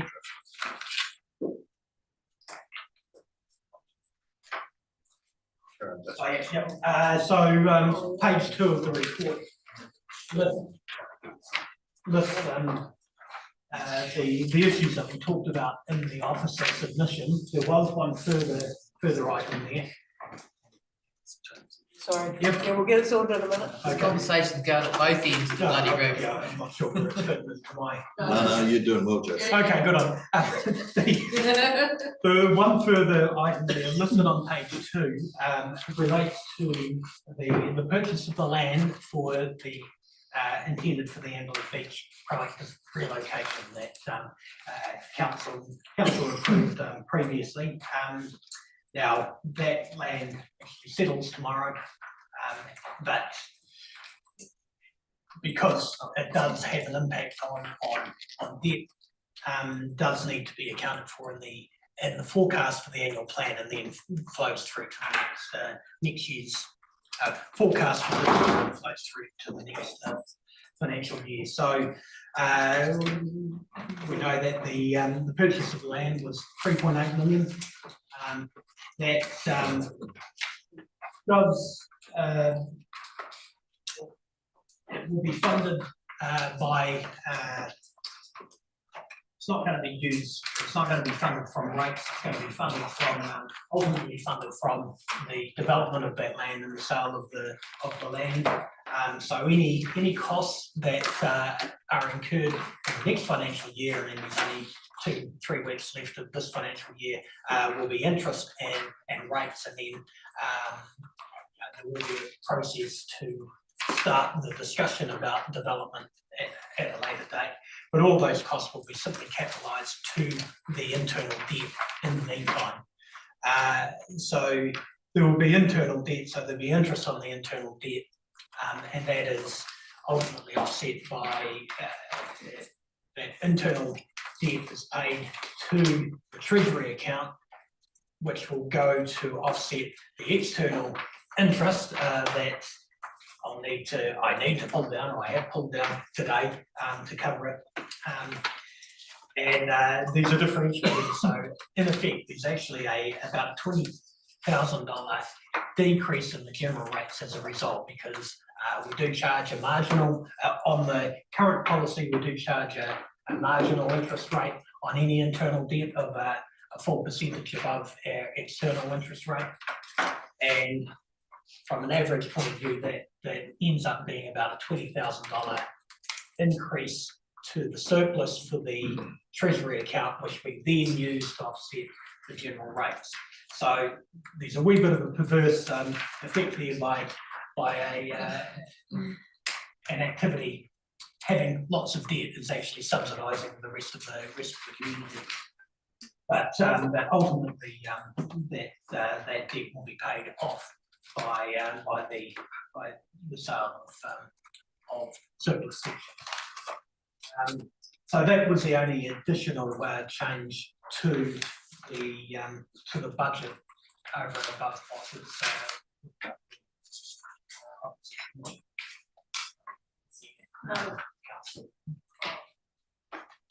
Just throw this into the mixer and then we'll throw it away. With just the Queen Mary and the St James, the 20, will you apply those or have a discussion about those? The submissions are from the Queen Mary Hospital Historic Reserve, Right. 20k, and the St James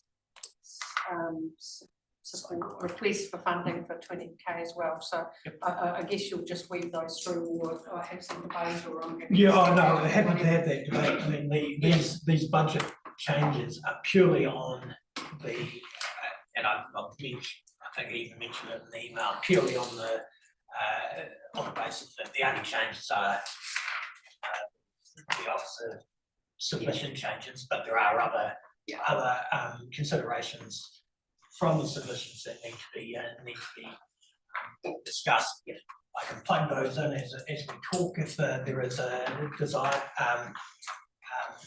So we've managed the Goldflix row or the Brescian discussion, and the only other discussion that came through the submissions was probably the Queen Mary Hospital Charitable Trust and St James. So you're all happy with and noting that the Waikari Hall's already included in the budget. So Robbie, you had a question, so I'll just leave that with you, Jason, and Robbie, your question. Yeah, a couple of things. We've just put out there the figure 3.8 million that I thought was sort of under wraps up till now. So that will obviously raise a few lumps around the place. So probably that's going to prompt how we get on with what we do next. But the 20,000 margin, Jason, I thought that seemed particularly true that we could save some money by getting further into debt.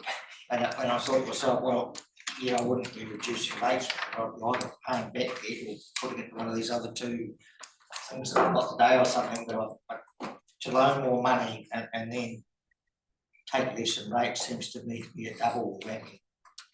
Not the way I go. Just a comment, I guess, with the regarding the submission for the Queen Mary Trust. I just wonder whether the issue of funding will resolve itself when they've got a lease in place where they can collect. At the moment, we're collecting the fees for that. And once the lease is signed, they'll be collecting the fees. So will that not resolve itself? So the mayor can't answer that No, question. She's sitting back from the table. Oh yes, she is. That's right. I thought she just didn't like me. Questions regarding the Queen Mary Hospital Heritage Reserve Trust, if you put them through the deputy mayor. Deputy mayor. So I was just trying to clarify if that was if the issue is a lack of funding, like they've got a job to do and no money at this point. If they resolve the lease, then they will have money. So whether we can give them a loan as or a grant, I'm just, it's I know it's getting them started. They need to be doing something, but I didn't expect us to be funding it. I feel the crux of the matter is we've set up a trust, but we haven't given them any seeding money. And so they're just asking. Sorry. No, you carry on and then I'll. So this is what we're hearing, and that's to me that was. So a lot of it, a lot of his trusts get some seeding money, like a community car trusts, a health trust, and that. The Lions and Hangman, like give money, or the Friendship Society in Hammer, or some people like that to get them going. So I got no, 20,000. So I wonder, I know they're going for sponsorship in the future. Sometimes it's a community, so whether it's us or say the Lions Club or someone like that, or the Rotary Club, or where's my affluent area? I don't know what country got up there, the church, Catholic Church, I don't know. But maybe we go back to it, council, it's just easier to give the 20,000. Well, it's not a local reserve, it's a district reserve. Get that. And the Lions Club is almost on its knees and there's no funds at all. Hamish, have you got a comment? I just want to clarify that this is not our trust. This is a trust independent of council, it's an independent body who are seeking some funding, and we have funded trusts in the past to help them out doing various things. So we're not precluded from doing this. So the question really is, does the council want to provide 20,000 funding or not?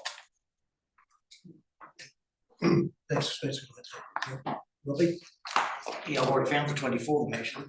But no, seriously, I asked the question when he was talking about it, this is district-wide, national-wide, potentially down the track. I have no problem, it's a big number for a local club to try and find. I'm quite happy to test the water and move that we include the 20,000 for to get them going. I would just comment that actually the council has put a huge amount of money in to get it to this point. We've spent a lot of money to get it, earthquake strengthened, all of that, and we are handing that over to the trust. I mean, we're retaining ownership, I believe, we're just leasing it, or are we handing ownership over? Just clarification on that, I think we're leasing it, but we're not looking for much of a return on it because it's a nationally important and significant thing. That has been a big contribution from us. And I'm not saying I'm against it, I'm just saying I wouldn't want this to be an ongoing pattern. We've already invested that, and I expect it to at least cover its own costs at a time when the rest of the district is struggling for funds. Yeah. So just through you, Mr. Chair, just to clarify on the lease issue, there is no lease. We have not yet been approached by the trust for a lease. We understand they intend to approach us for a lease, but the trust currently is not in that position.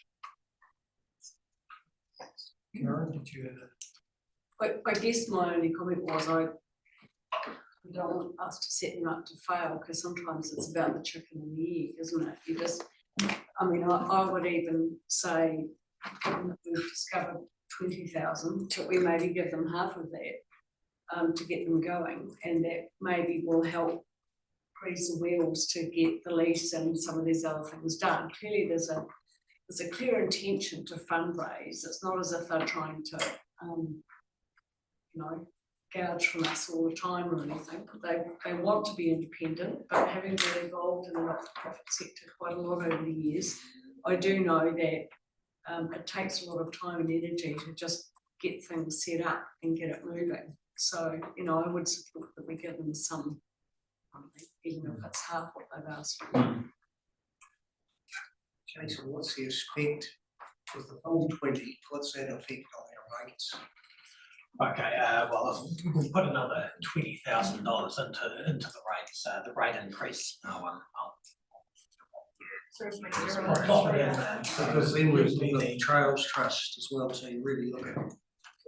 I was thinking these things in isolation. Well, the Trails Trust, St James Trails Trust, in the draft annual plan, we have allowed $20,000. We've also allowed $20,000 for the Hiranui Trails Trust. So both of those items are still locked in as part of our grant structure. So an extra $20,000 would put the rate increase up to in the updated budget I provided on Friday. The rate increase was 3.3. If we had an extra 20,000, it would go up to 3.36% increase.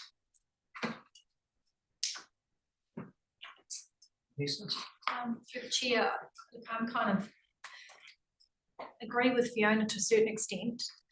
Then on the other hand, I think, well, we've got this fantastic asset and we've done this, Judith predominantly done this fantastic amount of work to get this asset that we have. It seems a shame that we can't take it to that next step so that this trust can actually fully utilise that asset. But in saying that, I would actually be quite happy to support the idea of a 10 grand fund.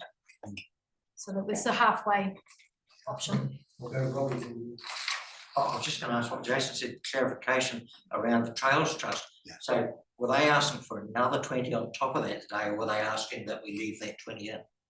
My understanding was leave the 20 in, and just support it. No, it says in the paper an increase. Yeah. It says in the paper an increase, because we've actually given them 20,000 for 3 years. I thought it was 5,000 he wanted. 5,000 more.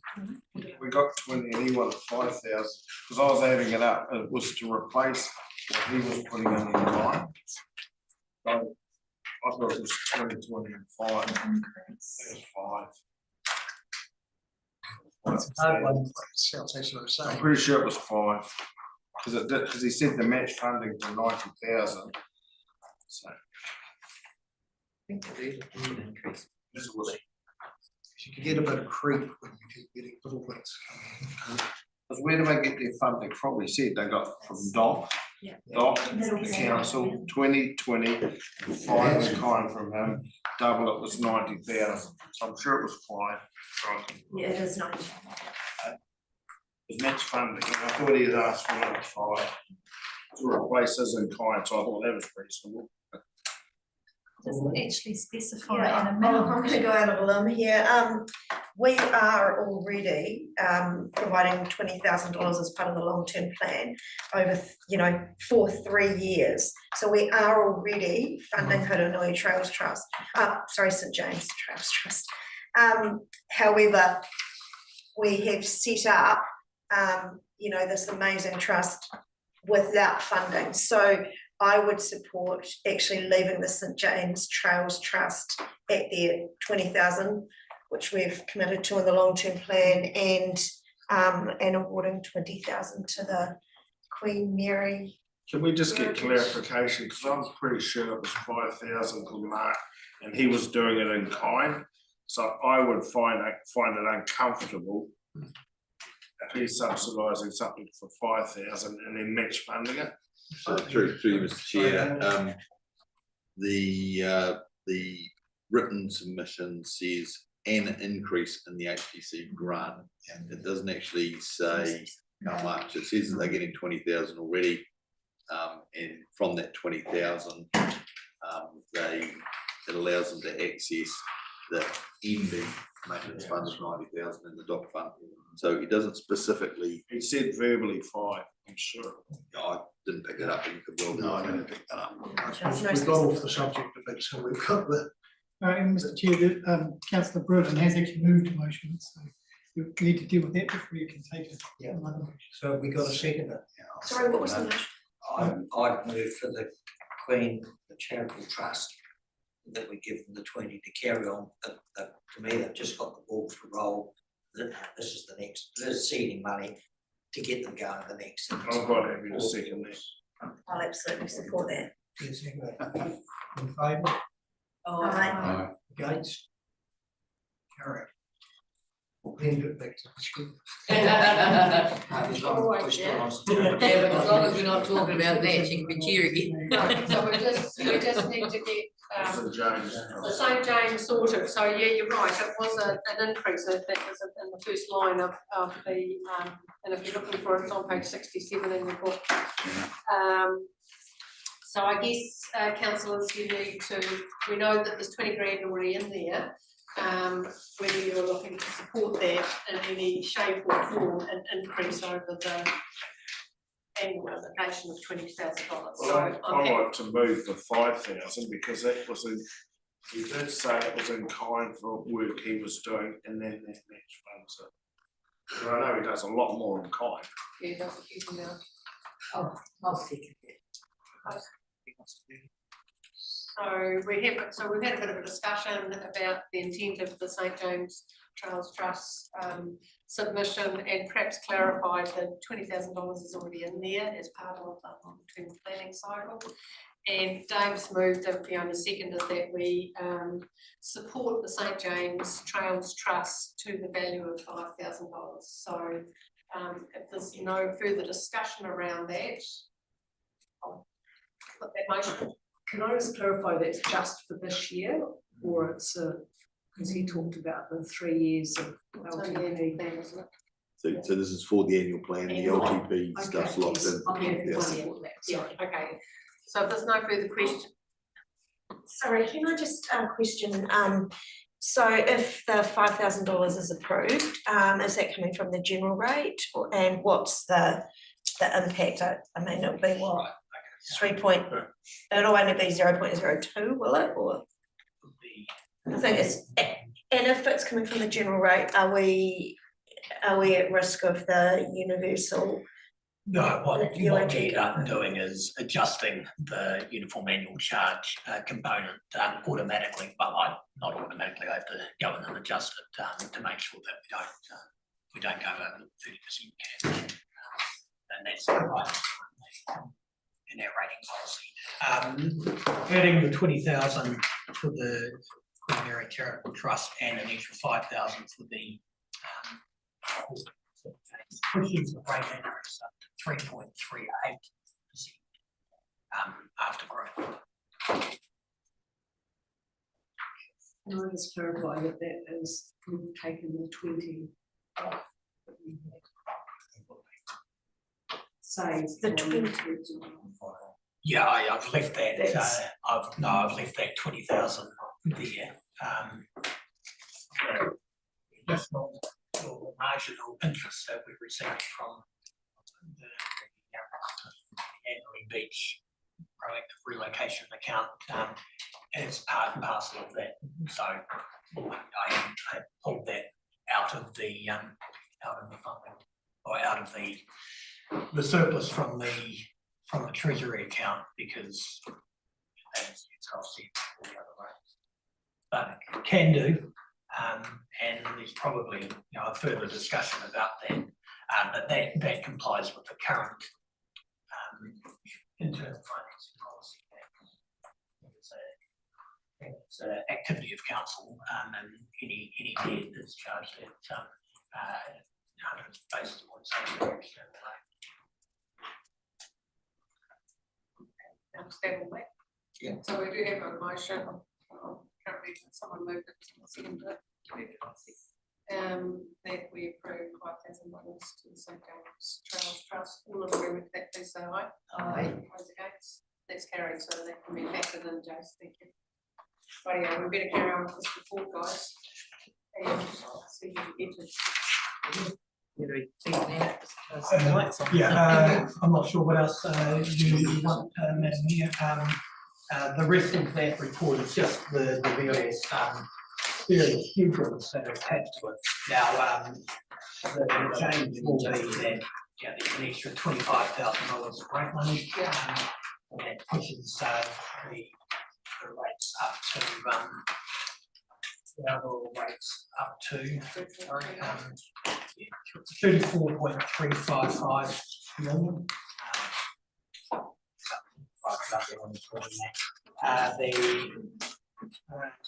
The raw rate increases 5.25%, whereas adjusted rate increases now 3.38%.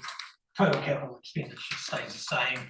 The total debt of 109.5 million stays the same. And the debt to revenue ratio actually comes down because we've got slightly higher amount of income from that rate. Instead of the 170.84%, it's down to 170.77%. I will, the additional 20,000 will have a marginal impact on some of the rate lines and the sample properties, which I will send through to council tonight. It won't take long to flow those through, but as Pauline said, just a component is just making sure that we don't breach our, the section, 50% cap, issue. Yes, Paulie's got a question. Yeah, thanks, Jason. So with that drop of the debt revenue ratio from, so originally in our draft, we were talking about 160.87%. And then we're at 170.84% primarily because of the 3.8 million. And now we've dropped it to 170.77%. Can I understand how that looks moving forward in our long-term plan? Because that's quite an increase as to where we projected we would be, and we're talking about other projects that might come up, like the Grierson extension, and we're getting really close to that debt ceiling. So can I understand what does it look like in year 3, 4, 5? What's the projection now with the changes?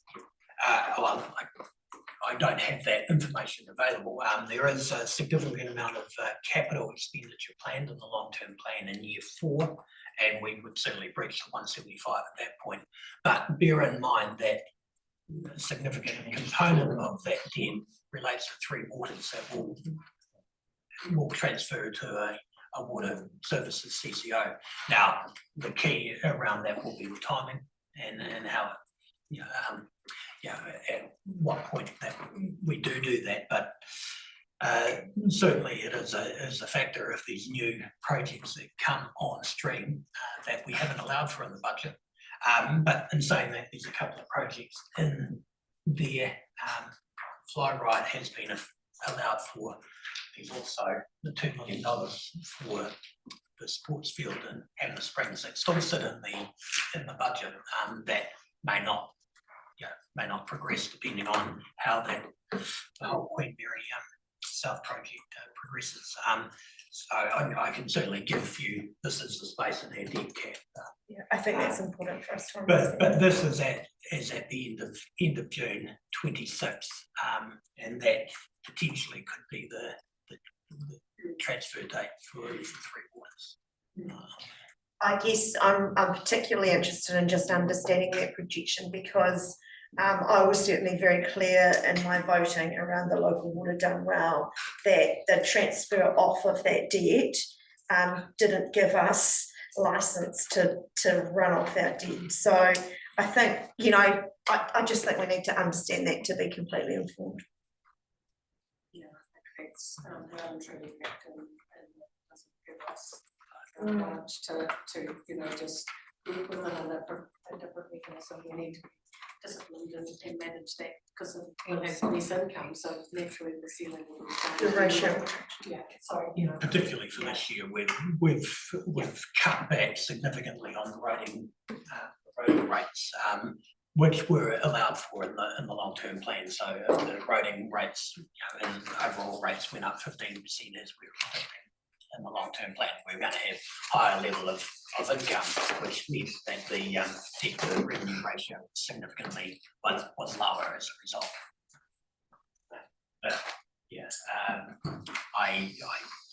I struggle to sleep as it is with the amount of debt, so I won't let you get too carried away. Rightio. Thank you for that, Pauline. Good questions, everybody else. And thanks for the response as well. So look, I think that we've worked through the papers. We've had in-depth discussion as we've rationalised what we do from our community and what we need to consider going forward, but particularly in regard to the annual plan. So, I mean, with that, we do have a paper here that we need to approve the updated budgets for incorporation in the final annual plan document. So if there is a willingness to say yes, Robin?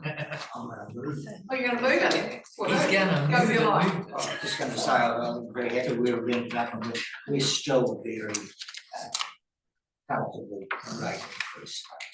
So I'm quite happy to move the recommendation. Well done. With I guess the adjustments that we've made in this, it needs to be included in that. So you're happy to include that? Absolutely. Yeah, good stuff. Thanks, Robbie. Do I have a second? You're happy to second it? Yep. Any other questions, councillors? Then I'll put the motion, all in agreement with that, please say aye. Aye. That's carried. Can I just finish off by saying it's been a big day, but I think it's been a very productive day, and I really appreciate the level of integrity that you've brought to the decision making. I think it's not easy when we're. Oh, well, don't put your hand up. I'm just putting my hand up so that you finish. Oh, okay. Sorry. I think that, you know, we have worked through the issues and it doesn't, you know, what we've done today doesn't reduce the complexities of the, you know, our desire to make good for the community that we're serving. But, you know, I think that we will work through this process. We may get to a result where it pleases many people, we may get to a result where it pleases not so many people. But I know that you'll bring the integrity to that discussion when we receive that paper. So thank you, officers, for doing that on our behalf. Thanks, Graham. You're a sterling effort today, keeping us in control, so I do appreciate that. Hamish, the last word. It's not really the last word, Madam Mayor, it's just a tidy up of an earlier issue to note. Oh, no. To note that a digger will be on Golflinks Road tomorrow. It should be done and out of there by Friday, weather and tide permitting. Well done. All right. Well done. And can you please, I mean, I guess Dan or the roading team, Charlie or whoever's making that happen, heads up to them too, thank you. Yeah, they're all down there. Yeah, I know, I trust you all, thank you. Hope you enjoyed your afternoon, guys. Yeah. Oh, it's been on a day before I go. What's wrong?